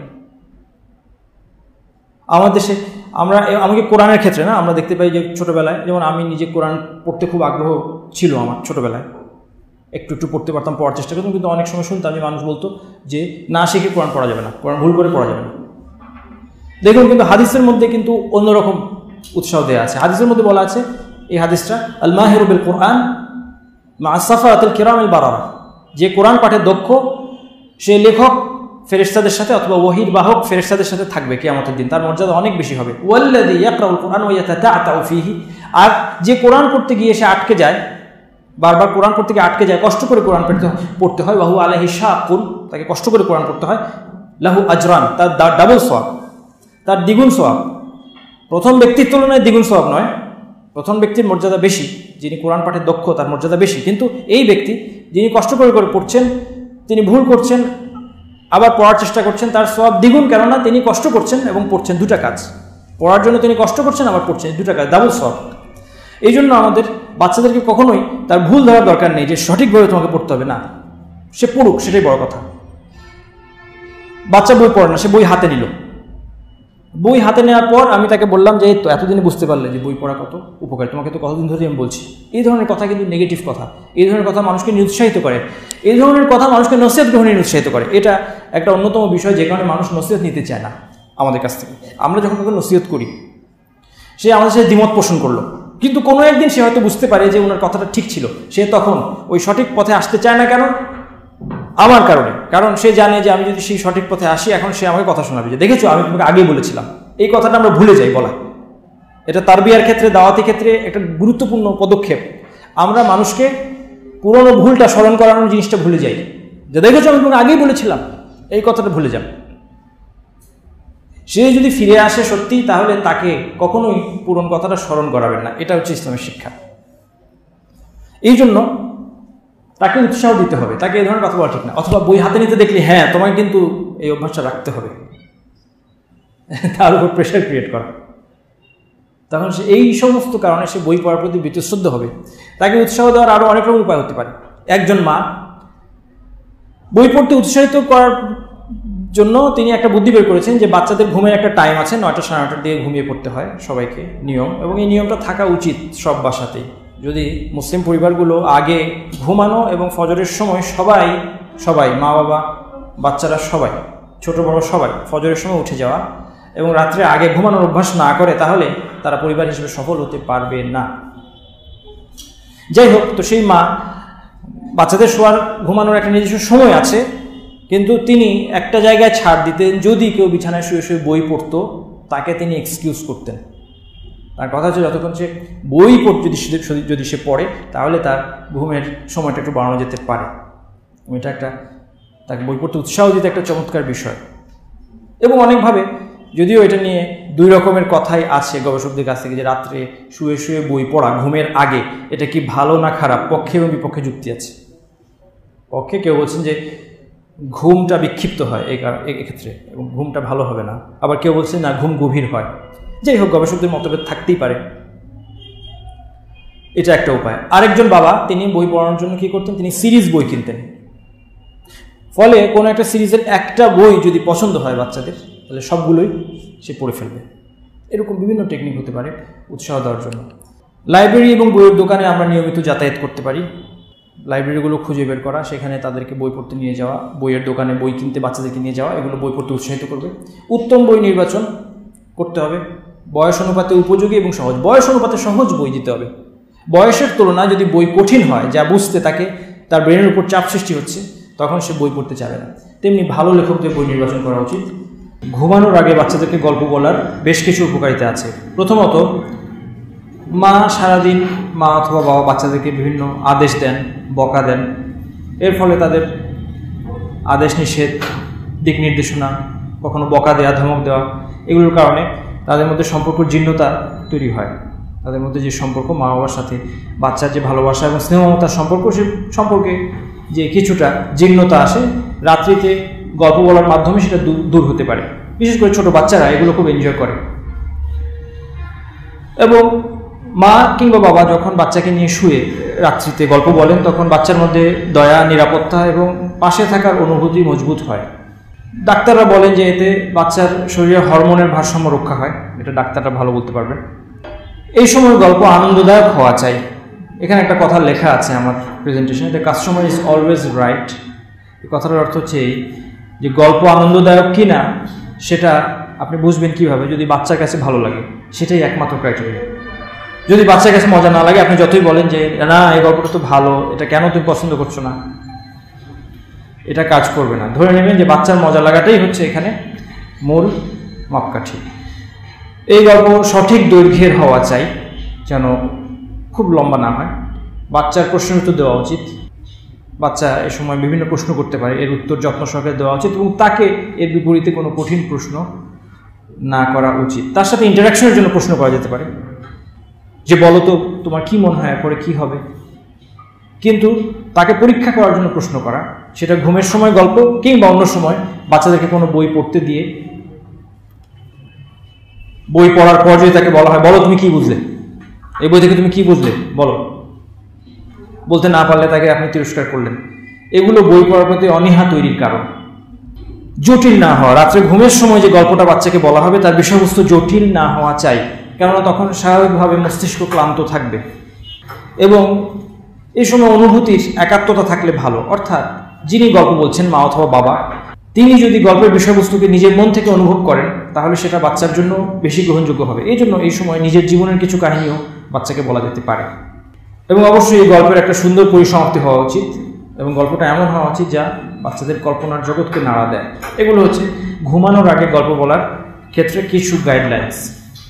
বই পড়ার প্রতি অনীহার কারণ কি? 1 নম্বর, পড়াকে শাস্তি বানানো। আমরা অনেক সময় বাচ্চাদেরকে শাস্তি দিই যে আমি আর দুষ্টুমি করবো না, এই কথা 10 পৃষ্ঠা ধরে লেখো। তাহলে এই কথা 10 পৃষ্ঠা ধরে লেখে, তাহলে লেখার প্রতি তার অনীহা তৈরি হবে। শাস্তি দিলাম যে তোমার শাস্তি হচ্ছে তোমার ঘরে বসে এই বইটা পড়ে ফেলতে হবে, তাহলে ওই বইয়ের প্রতি এবং ইন জেনারেল পড়ার প্রতি অনীহা তৈরি হবে। এটাকে কখনো শাস্তি বানানো ঠিক না। পড়ার পর পরীক্ষা নেওয়া, যে কথা বললাম, অনেকে আছেন পড়ার পর পরীক্ষা নেন বাচ্চা, তুমি কী পড়লে, কী বুঝলে ইত্যাদি। এটা বাচ্চার বই পড়ার প্রতি অনীহার একটা কারণ হতে পারে। বয়সের অনুপযোগী বই দেওয়া বা গল্প বলা, বয়সের তুলনায় বেশি সহজ, অনাকর্ষণীয় অথবা বেশি কঠিন, বেশি জটিল বই দেয়। বিষয়বস্তু বা উপস্থাপন চিত্তাকর্ষক না হওয়া, বই হয়তো ভালো কিন্তু সেই বই বাচ্চাদের উপযোগী নয়, চিত্তাকর্ষক নয়। বিশেষ করে বর্তমান যুগে সবখানে আমরা যে দেখতে পাই গ্রাফিক্স ছাড়া কিচ্ছু নাই। বড়দের কোনো জিনিস হোক বা ছোটদের হোক, সবখানেই গ্রাফিক্সের ব্যবহার। তাহলে বইয়ের ক্ষেত্রে একই কথা প্রযোজ্য। এই জন্য বাজারে এখন অনেক রঙিন বই, একসময় হয়তো বাচ্চাদের রঙিন বই 4 কালারে ছাপা, 4 রঙের ছাপা বই, এগুলো হয়তো রেয়ার ছিল, এখন এগুলো পরিমাণ বাড়ছে। যখন এগুলো পরিমাণ বাড়ছে, আপনি যদি বাচ্চাদের জন্য বই সংগ্রহ করতে চান, এর পাশাপাশি যে বইগুলো দেখতে জীর্ণ জরাজীর্ণ, পৃষ্ঠা সুন্দর নয়, লেখা সুন্দর নয়, উপস্থাপন সুন্দর নয়, কাভার সুন্দর নয়, আকর্ষণীয় নয়, সেগুলো বাচ্চাদেরকে আকর্ষণ করবেন, এটি স্বাভাবিক।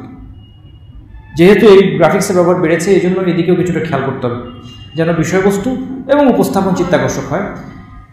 বই পড়ার প্রতি অনীহার একটি কারণ হচ্ছে বিনোদনের অন্যান্য উপকরণ সহজলভ্য হওয়া।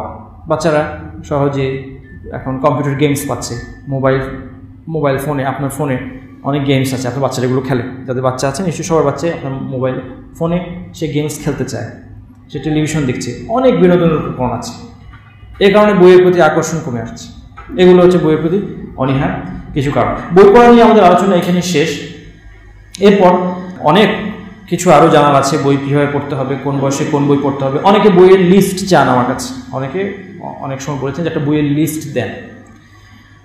আমি বইয়ের লিস্ট দেবো না, আমার কথা হচ্ছে আমি বইয়ের লিস্ট দেবো না। কারণ মা বাবা যখন আমার কাছে লিস্ট চাচ্ছেন, তার মানে ওনারা এখানে বই নিয়ে ওনারা গবেষণা করতে চান না, ওনারা বইয়ের বেশি ভেতরে ঢুকতে চাচ্ছেন না, ওনারা চাচ্ছেন সহজ প্রক্রিয়া। আমি লিস্ট দিয়ে দেবো, ওনারা কিনে নিয়ে আসবেন। এটাই ইন্ডিকেট করে যে আপনি যদি এইভাবে বই পড়াতে যান বাচ্চাকে, এটা সফল হবে না। আমি লিস্ট দেবো না। ক্রাইটেরিয়া, গাইডলাইন এগুলো কিছু দেওয়া হলো, আর আপনার জানাই আছে আপনি কোন বই নির্বাচন করবেন। এরপর আমি যদি বইয়ের লিস্ট দিই, কোনো কোনো বইতে আমার সাথে দ্বিমত হয়ে যাবে আপনার। আমার বইয়ের লিস্টে একটা নাম দেখে আপনি বলবেন এই বই আপনি বাচ্চাকে দিচ্ছেন, আপনি আমার সাথে একমত হতে পারলেন না, তখন আপনার মন খারাপ হবে। নাসির ভাই এই বইটা কীভাবে দেয়? হয়তো আমি মনে করছি যে না, এই বইটা পড়লে খুব ক্ষতি নেই, আপনি মনে করছেন ক্ষতি আছে। এই জন্য এখানে সবার নিজস্ব একটা জাজমেন্ট থাকবে। সবচেয়ে বড় কথা, মা বাবাকে ইনভলভড হতে হবে। এই জন্য আমাদের একটা পয়েন্ট ছিল, বইয়ের প্রতি আগ্রহ তৈরি করার কারণ মধ্যে উপায় হচ্ছে গুরুত্ব দেওয়া, বিষয়টি গুরুত্ব দেওয়া। আপনাকে ইনভলভড হতে হবে, আপনাকে মাঠে নামতে হবে। আপনি মাঠে না নেমে গোল দিতে পারবেন না, আপনাকে মাঠে নামতে হবে, মার্কেটে যেতে হবে, বইয়ের দোকানে যেতে হবে, লাইব্রেরিতে যেতে হবে, নিজেকে পড়তে হবে, তবে আপনি ভালো বইয়ের একটা কালেকশন তৈরি করতে পারবেন আপনার বাচ্চার জন্য। এটি আপনার করা উচিত। আমি আপনাকে কোনো লিস্ট দিব না, আমার বাসায় কী বলেছে এটাও বলবো না আপনাকে আমি। যাই হোক, বই পড়া নিয়ে জানার আমাদের শুরু, এটা শেষ না। এ বিষয়ে আপনারা সাধ্যমতো পড়াশোনা করবেন যে কীভাবে বই নির্বাচন করতে হয়, কীভাবে বই প্রতি আগ্রহ তৈরি করতে হয়, কীভাবে বই পড়ার সঠিক। অনেক কিছু আলোচনা বাদ পড়ে গেল আজকে, অনেক কিছু আলোচনা বাদ রয়ে গেছে এবং আমিও শিখছি আপনাদের মতো। বই পড়ার ওয়ে কী কী, কীভাবে বই পড়া হয়, কুইক রিডিং, তারপরে খুব গভীরে গিয়ে পড়া, গবেষণামূলক পড়া, বিভিন্ন ধরনের পড়া আছে। জানার জন্য পড়া, বাছাই করার জন্য পড়া, বিভিন্ন ধরনের পড়া আছে। কীভাবে পড়তে হবে, কোন সময় পড়ার জন্য উপযোগী সময় কি, পড়ার জন্য উপযোগী পোশ্চার মানে বসার ভঙ্গি কেমন হওয়া উচিত, আলো কেমন থাকা উচিত। যদি আপনি চান যে পড়তে পড়তে ঘুমিয়ে যাবেন, তাহলে আলো কম থাকা উচিত। যদি আপনি চান যে খুব মনোযোগ দিয়ে দীর্ঘ সময় পড়বেন, আলো বেশি থাকা উচিত, ইত্যাদি। অনেক কিছু জানা বাকি রয়ে গেল। এগুলো আমার আহ্বান থাকবে, আপনারা পড়ুন। এখন ইন্টারনেটে অনেক ম্যাটেরিয়াল আছে, বইপত্র আছে। বই পড়ার ওপর আসলে আমরা পড়াশোনা করি, এটা খুব গুরুত্বপূর্ণ টপিক। তাহলে আমরা আরও জানতে পারবো। আজকে আলোচনা যা হচ্ছে এটা খুব সামান্য, একটা বিশাল সমুদ্রের মধ্যে একটা ছোট্ট পানির বিন্দুর মতো। এগুলো সম্পর্কে আমরা আরও জানি, জানার চেষ্টা করি, আমরা নিজেরা পড়াশোনা করি, আমরা বইপত্র ঘাঁটি। এবং আপনাদের মধ্যে যারা মুসলিম উম্মার জন্য কিছু অবদান রাখতে চান, আমি বলবো যে আপনি কিছু গবেষণা করে একটা দুটো আর্টিকেল লেখেন, তাহলে অনেকে উপকৃত হবে। বই পড়ার ওপর আপনিও পড়াশোনা করুন। এখানে আমি মনে করি আপনাদের সবার যোগ্যতা আমার চেয়ে বেশি। আপনারা পড়াশোনা করুন এবং আপনার বিষয়ে লিখুন। আপনার একটা ব্লগ থাকতে পারে, আপনার ফেসবুক অ্যাকাউন্ট থাকতে পারে, আপনার একটা ওয়েবসাইট থাকতে পারে, সেখানে আপনি লিখুন। অন্য অভিভাবকরা আপনার দ্বারা উপকৃত হবে। আপনি যদি নিজে পড়াশোনা করে এই বিষয়গুলোতে আপনি যতটুকু শিখলেন সেটার উপর আপনাকে বিশাল বই লিখতে হবে তা না। আপনি কোনো একটা গবেষণা গ্রন্থ পড়ে অথবা কোনো একটা আর্টিকেল বা রিসার্চ পেপার পড়ে আপনি সামারি সহজ ভাষায় বাংলায়, যেটা মুসলিম ভাইদের কাজে লাগবে, আপনি একটা পোস্ট দিন। আপনার একটা ওয়েবসাইট থাকুক, আপনার একটা ফেসবুক থাকুক, একটা ব্লগ থাকুক, আমি উপকৃত হবো আপনার দ্বারা। কেন আমাকে সব পড়তে হবে কেন, তাই না? আমিও ভাবছি যে আমার এত পড়ার সময় করি। এখন যদি এই ভাইরা সবাই একটা করে বই পড়তেন আপনারা, আর বইয়ের সামারিটা, এখন তো সবারই সময় কম, সবাই খোলাসা চায়, খোলাসা মানে সামারি চায় সবাই। তা আপনি বইয়ের সামারিটা পোস্ট করেন, ওটার থেকে আমার উপকার হবে। এইভাবে একে অপরকে উপকার করার, একে অপরের উপকারে এগিয়ে আসার একটা মানসিকতা তৈরি হওয়া দরকার। আপনি অনেক ব্যস্ত, আপনার কোনো সময় নেই জীবনে, কিন্তু তারপরেও একটু সময় আপনি বের করুন, একটু সময় আপনি বের করুন। আমাদের সন্তানরা, আপনারও সন্তান আছে, আমারও সন্তান আছে, আমাদের সন্তানরা যেন উপকৃত হয় সব দিক থেকে, দুনিয়া আখিরাতের দিক থেকে, এই জন্য কিছু একটা অবদান আপনি রাখুন। আপনি দিনে যদি আপনার সদিচ্ছা থাকে এবং আপনি দিনে যদি আধা ঘন্টা সময় বের করতে পারেন, ইনশাআল্লাহ আধা ঘন্টা 1 ঘন্টা সময়, অথবা সপ্তাহে একটা না আপনি 2-3 ঘন্টা সময় দিলেন কোনো একদিন ছুটির দিন কোনোভাবে, আমার মনে হয় আপনি মুসলিম উম্মার জন্য আপনি রেগুলার, আপনার সিনসিয়ারিটি থাকে এবং আপনি যদি এটা ফিল করেন যে আমার এটা করা দরকার মুসলিম উম্মার জন্য এবং রেগুলার আপনি লেগে থাকেন, তাহলে অনেক বড় কিছু আপনি দিতে পারবেন। আপনার যাই যোগ্যতা থাকুক আপনি মুসলিম উম্মাকে বড় কিছু দিতে পারবেন। আমাদের সবার সন্তানদের কিন্তু উপকার হবে এতে। সুস্থ বিনোদনের কিছু উপায় আমি 7টি ক্যাটাগরিতে ভাগ করেছি। সুস্থ বিনোদনের কিছু উপায়, এর বাইরে অনেক উপায় আছে, এগুলো আমার আইডিয়া। 1 নম্বর, আমরা যেহেতু বই পড়া নিয়ে আলোচনা করেছি, বই পড়া রিলেটেড প্রথম যে এটা বই পড়া এবং সিমিলার বিষয়গুলো, যেমন বই পড়া প্রতিযোগিতার ব্যবস্থা করা, বাসায় গল্পের আসর, আলোচনার মধ্যে আমি কিছু ইঙ্গিত দিয়েছিলাম। বন্ধুর বাসায় গল্পের আসর হচ্ছে নিজেরা, বন্ধুর বাসায় গল্পের আসর, বন্ধুদেরকে নিয়ে আমরা কিছু অ্যাক্টিভিটি করতে পারি। চেনা পরিচিত যাদের ছোট বাচ্চা আছে তাদেরকে দাওয়াত দিলাম আমার বাসায়, সেখানে গল্প বললাম, আমি বাচ্চাদেরকে একটা গল্প বললাম। এর বিপরীতে তারাও সেরকম ব্যবস্থা করলেন, যাদের সুন্দর প্রশস্ত বাসা আছে যেখানে অনেক বাচ্চাদেরকে অ্যাকোমোডেট করা সম্ভব, তারা দাওয়াত দিতে পারেন। অথবা যিনি ভালো গল্প বলতে পারেন, অবশ্যই এটা প্ল্যান করে করতে হবে এবং ইন্টারেস্টিং হতে হবে।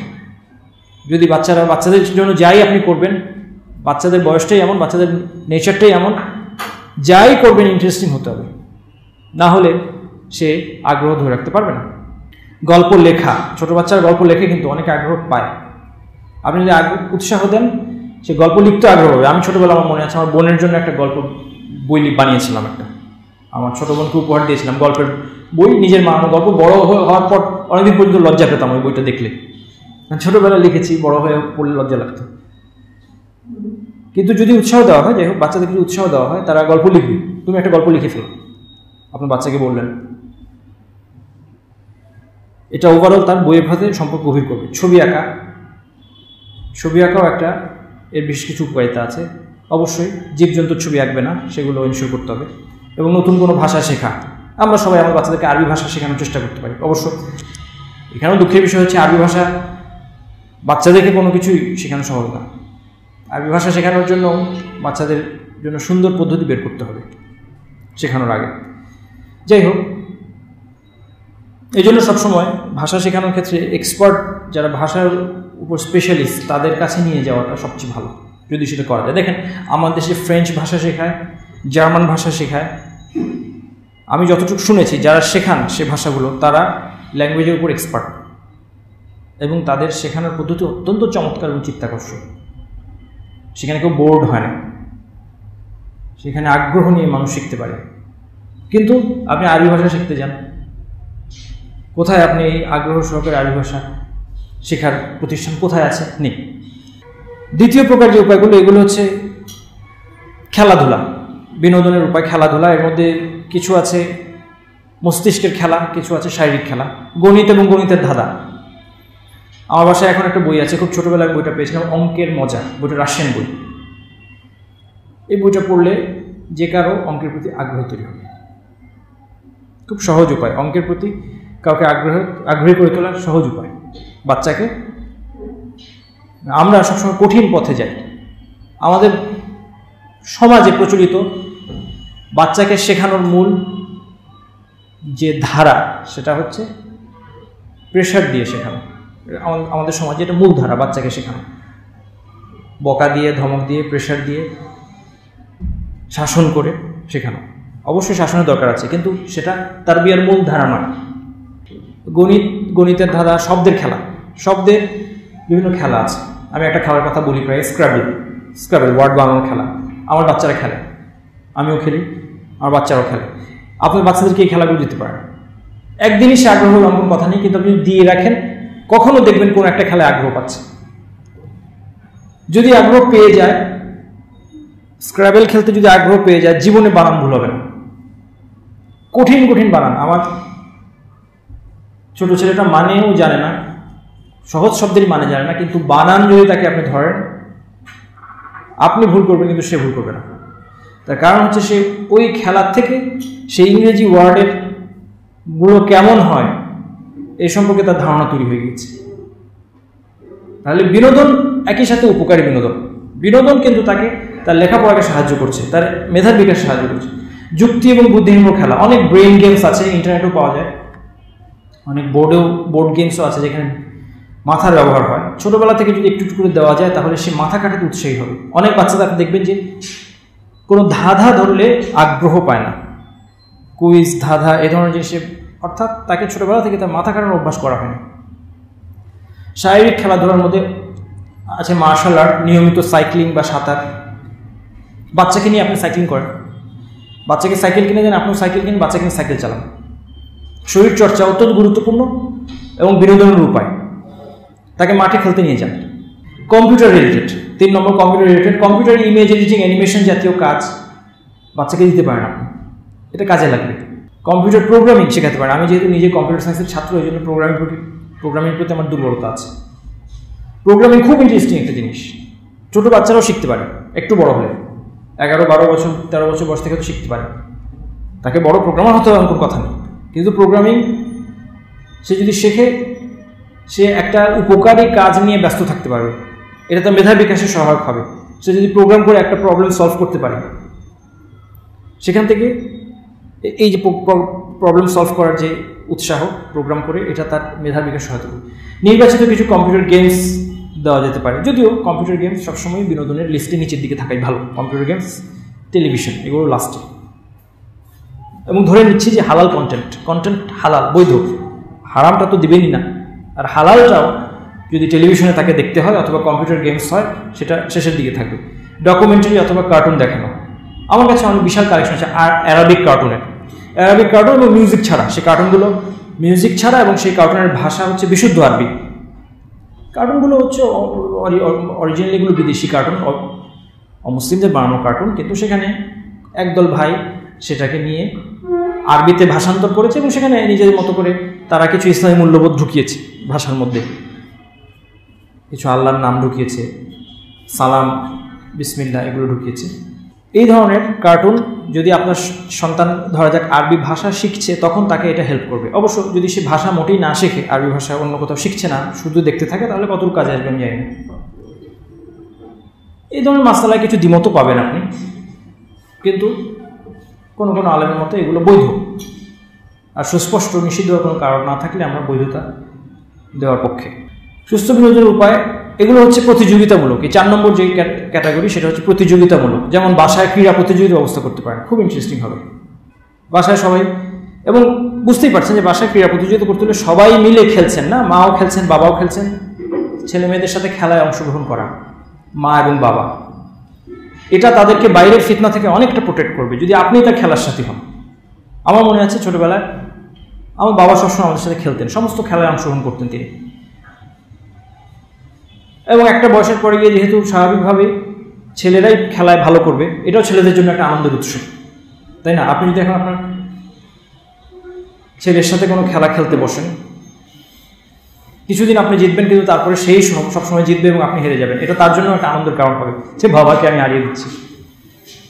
ঘরে বিভিন্ন খেলার প্রতিযোগিতা করা সুস্থ বিনোদনের উপায়। আমরা যারা হারাম বিনোদন থেকে বেঁচে চাচ্ছি আমাদের সন্তানকে প্রোটেক্ট করবো এবং হালাল বিনোদনের উপায় দিব, তাদের জন্য জরুরি স্কুলে এবং বন্ধুদের মাঝে প্রতিযোগিতার ব্যবস্থা করা, মাঠ ভাড়া করে প্রয়োজনে খেলার ব্যবস্থা করা। ঢাকা শহরের মতো জায়গায় মাঠ কোথায়, ছোটাছুটি করার জায়গা কোথায়? আসুন কয়েকজন মিলে মাঠ ভাড়া করি, পরিচিত কয়েকজন মিলে একটা মাঠ ভাড়া করে একটা খেলার প্রতিযোগিতা করা যেতে পারে। বাচ্চাদেরকে একদিন খেলতে নিয়ে যাওয়া যেতে পারে, সপ্তাহে একদিন, যদি আমরা উপায় খুঁজে উপায় বের হবে। এরপর আরও এক ধরনের আছে যেমন যেগুলো তার বিভিন্ন ফ্যাকাল্টিকে ডেভেলপ করতে সাহায্য করবে, যেমন সায়েন্টিফিক এক্সপেরিমেন্ট। সে যদি সায়েন্সের সাবজেক্টে স্পেশালাইজ নাও করে, কখনো বিজ্ঞানী নাও হয়, সায়েন্টিফিক এক্সপেরিমেন্ট সে বিজ্ঞানী না হলেও এগুলো তাকে এগুলো তার জন্য বিনোদনের কারণ হবে। বক্তৃতার দিতেও শেখানো যেতে পারে, এগুলো সাধারণত স্কুল অ্যারেঞ্জ করে থাকে। তো বাসায় হয়তো কোনো বাধা নেই, বাসায় অথবা বন্ধুবান্ধব আত্মীয় স্বজনের মধ্যে বক্তৃতা প্রতিযোগিতা, দেখবেন যে বাচ্চারা অনেক মজা পাবে এগুলোতে যদি তাদেরকে আমরা উৎসাহ দিই। প্রতিযোগিতা হবে, দেখবে যে কোনো ধরনের প্রতিযোগিতা, এই ধরনের অ্যাক্টিভিটি বাচ্চারা সবসময় আগ্রহ বেশি পায়। হয়তো গিয়ে মাইকের সামনে গিয়ে কিছু বললোই না, মাইকের সামনে গিয়ে হয়তো কিছু বললোই না, অসুবিধা নেই, কিন্তু সে দেখবেন ঠিকই আগ্রহ পাবে, মাইক পর্যন্ত যাবে, অন্তত ওই দিন পর্যন্ত সে আনন্দে থাকবে, ঘটনার দিন পর্যন্ত আনন্দ থাকবে। ঘটনার সময় গিয়ে হয়তো সে কোনো কারণে প্রথমবার সে বলতে পারলো না, বলতে যখন পারলো না তখন সবাই খুব উৎসাহ দিবেন তাকে, মাশাআল্লাহ। তারপর দ্বিতীয় দিন হয়তো শুধু বিসমিল্লাহ বলেই চলে যাবে, তো তৃতীয় দিন আসসালামু আলাইকুম বিসমিল্লাহ বলে আসসালামু আলাইকুম বলে চলে যাবে, আপনি উৎসাহ দিবেন যে খুব সুন্দর হয়েছে, চমৎকার, খুব ভালো হয়েছে। এভাবে করে সে আস্তে আস্তে অভ্যস্ত হবে। বিতর্ক, সাধারণ জ্ঞান, কোরআন তেলাওয়াত এবং প্রতিযোগিতা, কোরআন তেলাওয়াত করা এবং কোরআন তেলাওয়াতের প্রতিযোগিতা আয়োজন করা, আনন্দের সাথে কোরআন হিফজ করা। কোরআন হিফজ করা এই বিষয়ে আমি সবসময় বলি, উপদেশ দিই যে বাচ্চাকে এমনভাবে কোরআন হিফজ করাবে না যে সে কোরআনের প্রতি অনীহা তৈরি হয়। প্রেশার দিয়ে কোরআন হিফজ করাবে না, তোমাকে করতে হাফেজ হতেই হবে, 3 বছরে তোমাকে হাফেজ হতেই হবে না, প্রেশার দিয়ে না। যতটুকু সে আনন্দের সাথে করতে পারে তার ক্যাপাবিলিটি অনুযায়ী। একজনের মেধা এক এক রকম, তাকে তা তো তারাবি পড়ানোর উদ্দেশ্য না, তারাবি পড়ানো জীবনের উদ্দেশ্য না, তারাবিতে কোরআন খতম দেওয়া জীবনের উদ্দেশ্য না তাকে। তাহলে কেন এভাবে হাফিজ বানানো, তাই না? সে আগ্রহের সাথে করুক, এবং যারা মেধাবী তারা ইনশাল্লাহ পারবে, পুরা কোরআন শরীফ মুখস্থ করতে পারবে। অনেকে আমি কথাগুলো বললে মনে করেন মানে মানুষ, আজকে মানুষ হচ্ছে খারাপ ধারণা করতে অভ্যস্ত। অনেকে মনে করেন আমি হেফজের বিরুদ্ধে, আমি এই কথাগুলো বলে মনে করেন আমি হেফজের বিরুদ্ধে। অনেক প্রিয় ভাইরা বলেছেন যে আপনি যদি না চিনতাম অনেকদিন ধরে, নাহলে মনে করতাম আপনি হেফজের বিরুদ্ধে, আপনি মনে করতাম আপনি ইসলামের শত্রু। কখনো আমি হেফজের বিরুদ্ধে না, আমি রোজ হেফজ করার চেষ্টা করি, আমি নিজে করি, আমার বাচ্চাদেরকে করানোর চেষ্টা করি। তবে একটা জিনিস আমি দৃষ্টি আকর্ষণ করতে যাচ্ছি আমি, তা হচ্ছে যে কোরআন হেফজ করা যেন কোরআনের প্রতি অনীহা তৈরির কারণ না, ইসলামের প্রতি অনীহা তৈরির কারণ না হয়। যেখানে হেফজ করাতে গেলে লাঠির দরকার হয়, শিকলের দরকার হয়, অনেক আমরা এগুলো তো আবার রিপোর্ট বের হয় সহজে, তাই না? কোনো মাদ্রাসায় যদি কোনো ভুল পাওয়া যায়, ত্রুটি পাওয়া যায়, এটা প্রকাশ পাবে সহজে, সবার আগে এটাকে তুলে ধরা হবে। তো এগুলি দেখতাম ছোটোবেলায়, খবর টবর দেখতাম, শিকল দিয়ে বেঁধে রাখে, লাঠি দিয়ে মারে, খুব নির্মমভাবে মারে। তো এই যদি করতে হয় হেফজ করানো, তাহলে এই হেফজ করে তার কী কাজে আসবে আপনি মনে করেন? কি সে ইসলামের কোন চিত্র পাবে? প্রয়োজন নেই।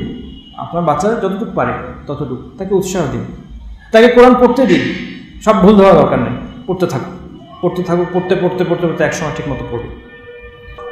বিনোদনের আরও উপায়ের মধ্যে আছে সামাজিক কাজ এবং দাওয়াতি কাজ। ছোটো বাচ্চাদের যে সুন্দরভাবে দাওয়াতি কাজ করতে পারেন আপনি কীভাবে করবেন? ধরা যাক আপনার বাসার আশেপাশে ময়লা ফেলছে প্রতিবেশীরা, আপনি আপনার বাচ্চাদেরকে দিয়ে একটা লিফলেট তৈরি করেন, সুন্দরভাবে সেখানে বলা আছে হাদিসের মধ্যে নবী সাল্লাল্লাহু আলাইহি ওয়াসাল্লাম বলেছেন, এই আসুন আমরা ময়লা ফেলে একে অপরকে কষ্ট না দিই, সৌজন্যে বাচ্চার নাম, বাসার ঠিকানা দিয়ে সব বাসায় গিয়ে একটা করে দিয়ে আসবে। সুন্দর উপায়। আবার রফুল ইয়াদাইনের হাদিস দিয়েন না ওই কাগজের মধ্যে, ভুল হবে এখন, এটা মানে হিকমতের বিরোধী কাজ হবে। মসজিদের সামনে দাঁড়িয়ে রফুল ইয়াদাইন করা সুন্নাহ, এই কাগজ দেওয়ার দরকার নেই এখন। এমন জিনিস দিয়ে তাকে দাওয়াতি কাজে অভ্যস্ত করুন যেটা মানুষের কাছে অলরেডি অ্যাকসেপ্টেড, সবাই জানে যে প্রতিবেশীর বাসার পাশে ময়লা ফেলা ঠিক না। এটাই যদি আপনি হাদিস দিয়ে একটা বাচ্চা তুলে ধরে, সবাই ওই বাচ্চাটাকে আদর করবে, ভালোবাসবে, তাকে উৎসাহ দিবে। এভাবে সামাজিক এবং দাওয়াতি কাজ করতে দেন বাচ্চাকে, দেখবেন বাচ্চা উৎসাহ নিয়ে করছে। এটা তার জন্য বিনোদনের একটা উপায় হবে। বন্ধু আত্মীয়দের বাসায় যাওয়া, শহরের বাইরে বেড়াতে যাওয়া, গ্রামের বাড়িতে বেড়াতে যাওয়া, দরিদ্র মানুষের বাসস্থানে যাওয়া, দরিদ্র মানুষকে দেখা, তাদের খোঁজখবর নেওয়া, তাদেরকে কিছু সাহায্য করা, খোঁজখবর রাখা, এই কাজগুলো যেমনি ইসলামে এগুলোকে উৎসাহ দেওয়া হয়েছে, তেমনি এটা বাচ্চার জন্য বিনোদন হবে। আপনি নিয়ে বাচ্চাকে নিয়ে আপনি কাজগুলো করেন, রোগী পরিদর্শন করতে যান, রোগীর সেবা করা। এছাড়া বিভিন্ন ধরনের মেলা, ওয়ার্কশপ, প্রজেক্ট হতে পারে। মেলা, ওয়ার্কশপ, প্রজেক্ট বাচ্চাদের জন্য করে বিভিন্ন জিনিস তাকে, আপনি বিভিন্ন স্কিল তাকে শেখাতে পারেন। আপনি তাকে ব্যবসা শেখাতে পারেন, তাই না? কেনা বেচা, একটা মেলার ব্যবস্থা করলেন যেখানে বাচ্চারা কেনা বেচা করবে, তাদেরকে মূল কনসেপ্ট দিয়ে তোমাকে লাভ করতে হবে, কীভাবে তুমি লাভ করবে তুমি চিন্তা করো। এটা খারাপ জিনিস না, ইসলামকে লাভ করতে নিষেধ করেছে, ব্যবসাকে নিষেধ করেছে, ইসলাম ব্যবসা হালাল করেছেন আল্লাহ তাআলা। এবং মুসলিমরা দেখেন ভালো ভালো ব্যবসায়ী ছিল, অনেক সাহাবীরাও ব্যবসায়ী ছিলেন, ভালো সৎ ব্যবসায়ী ছিলেন তারা কি ব্যবসা জানতেন না? ব্যবসা জানতেন কোনো ক্ষতি নেই। আপনার বাচ্চার বিনোদনও হচ্ছে তার একটা ব্যবসার স্কিল ডেভেলপ করছে। এরকম বিভিন্ন ওয়ার্কশপ হতে পারে, মেলা হতে পারে, প্রজেক্ট হতে পারে। ঘরের কাজ ছোটোবেলা থেকে বাচ্চাকে রান্না শেখান, শুধু মেয়ে না, ছেলেকেও শেখান রান্না, ছেলে মেয়ে উভয়কে রান্না শেখান, সেলাই শেখান। নবী সাল্লাল্লাহু আলাইহি ওয়াসাল্লাম ঘরের কাজ করতেন, ঘরের কাজে অংশ নিতেন। ঘর সাজানো, ফুলের টব পরিচর্যা, পাখি পোষা, অ্যাকুরিয়াম, এগুলো বৈধ বিনোদনের, সুস্থ বিনোদনের উপায়। বাজার করতে তাকে নিয়ে যান। আজকে তো বাচ্চা সবজি চেনে না, করলা, কাঁকরোল, দুটোর মধ্যে পার্থক্য বলতে পারবে না অনেক বাচ্চা। তাকে আপনি বাজারে নিয়ে যান সাথে করে, সে এনজয় করবে, আপনার কোম্পানি সে এনজয়, বাবার কোম্পানি সে একটা বয়স পর্যন্ত এনজয় করে। ছোটো বাচ্চাকে নিয়ে আপনি বাজার করতে যান, সে বাজার শিখলো, তার বিনোদন হলো, সে উপভোগ করলো। আমাদের আলোচনা, আজকের আলোচনা এখানে শেষ। আমাদের ইমেল অ্যাড্রেস আবার আপনাদের জন্য দিয়ে রাখলাম আমি। সন্তান প্রতিপালন সংক্রান্ত যে কোনো চিন্তাধারা, আইডিয়া এবং আপনার পার্টিসিপেশন মোস্ট ওয়েলকাম। আজকে মুশকিল হচ্ছে যে আমরা মুসলিম সমাজে অনেক সমস্যা, এগুলো আমরা সমাধান করতে চাই। সন্তান প্রতিপালন একটা বড় চ্যালেঞ্জ আমাদের জন্য। এই চ্যালেঞ্জ যদি আমাদের মোকাবেলা করতে হয়, আমাদের সবাইকে এগিয়ে আসতে হবে সম্মিলিতভাবে, এবং আমাদের মধ্যে ইন্টারাকশন দরকার। কখনো আমাদের সন্তান প্রতিপালন সফল হবে না যদি শুধু আমি কথা বলি আপনি শোনেন, অথবা আপনি কথা বলেন আমি শুনলাম, একতরফা হবে না। সবার পার্টিসিপেশন দরকার। আমার কাছ থেকে আপনাদের কিছু নেওয়ার আছে, আপনাদের কাছ থেকে আমার কিছু নেওয়ার আছে। আমাদের সবার অনেক ইমপ্রুভ করার সুযোগ আছে। আপনারা এখানে অনেকে অনেক রকমের যোগ্যতা আপনাদের আছে। আপনাদের যোগ্যতার থেকে আপনারা যদি এই সন্তান প্রতিপালনের বিষয়টিতে কন্ট্রিবিউট করেন, এটা সবার জন্য উপকারী হবে। এই জন্য আমি বলবো যে আসুন আমার সাথে কমিউনিকেট করুন, আমাকে লিখুন, আমাকে আইডিয়া দিন। আমি একটা স্কুল চালাই, আমার নিজের বাচ্চা আছে, আমার কাছে অনেকে পরামর্শ চাই, আমার উপকার হবে, আমি তাদের উপকার করতে পারবো, এবং আপনারা মুসলিম উম্মার খেদমতে একটা বড় কাজ করতে পারবেন। এই জন্য আমি বলবো যে আজকে আমাদের মূলত শেষ লেকচার সন্তান প্রতিপালন সংক্রান্ত, আপাতত শেষ লেকচার। আমরা 7টা লেকচার দেওয়ার প্ল্যান ছিল, কিন্তু 7টা লেকচার আমি সামহাও খুব দ্রুত কথা বলে 5টার মধ্যে আটকে ফেলেছি। তাই জন্য আমার তেমন বলার কিছু নাই, আমাকে আরও পড়তে হবে। এর আগে আমি আহ্বান করেছিলাম যে আপনারা পার্টিসিপেট করুন, ইমেল করুন কিছু ঘটনা বা কোনো পয়েন্ট যেটা আমি সবাইকে সাথে শেয়ার করতে পারি। তো আসলে কেউই তেমন পার্টিসিপেট করেনি, এক ভাই একটা ইমেল পাঠিয়েছিলেন। তো এই জন্য আমার আহ্বান এটাই থাকবে যে আসুন এই বিষয়গুলো তোমরা সবাই ভাবে, আমাদের সবার সন্তান আছে, এবং আমাদের সম্মিলিত প্রচেষ্টায় বর্তমান যুগে বিশেষভাবে এই সম্মিলিত প্রচেষ্টায় আমাদের সন্তানদেরকে সুসন্তান হিসেবে বেড়ে ওঠার কাজটিকে সহজ করবে। এই বলি শেষ করছি। সুবহানাকাল্লাহু ওয়া বিহামদিকা আশহাদু আল্লা ইলাহা ইল্লা আনতা আস্তাগফিরুকা ওয়া আতুবু ইলাইক।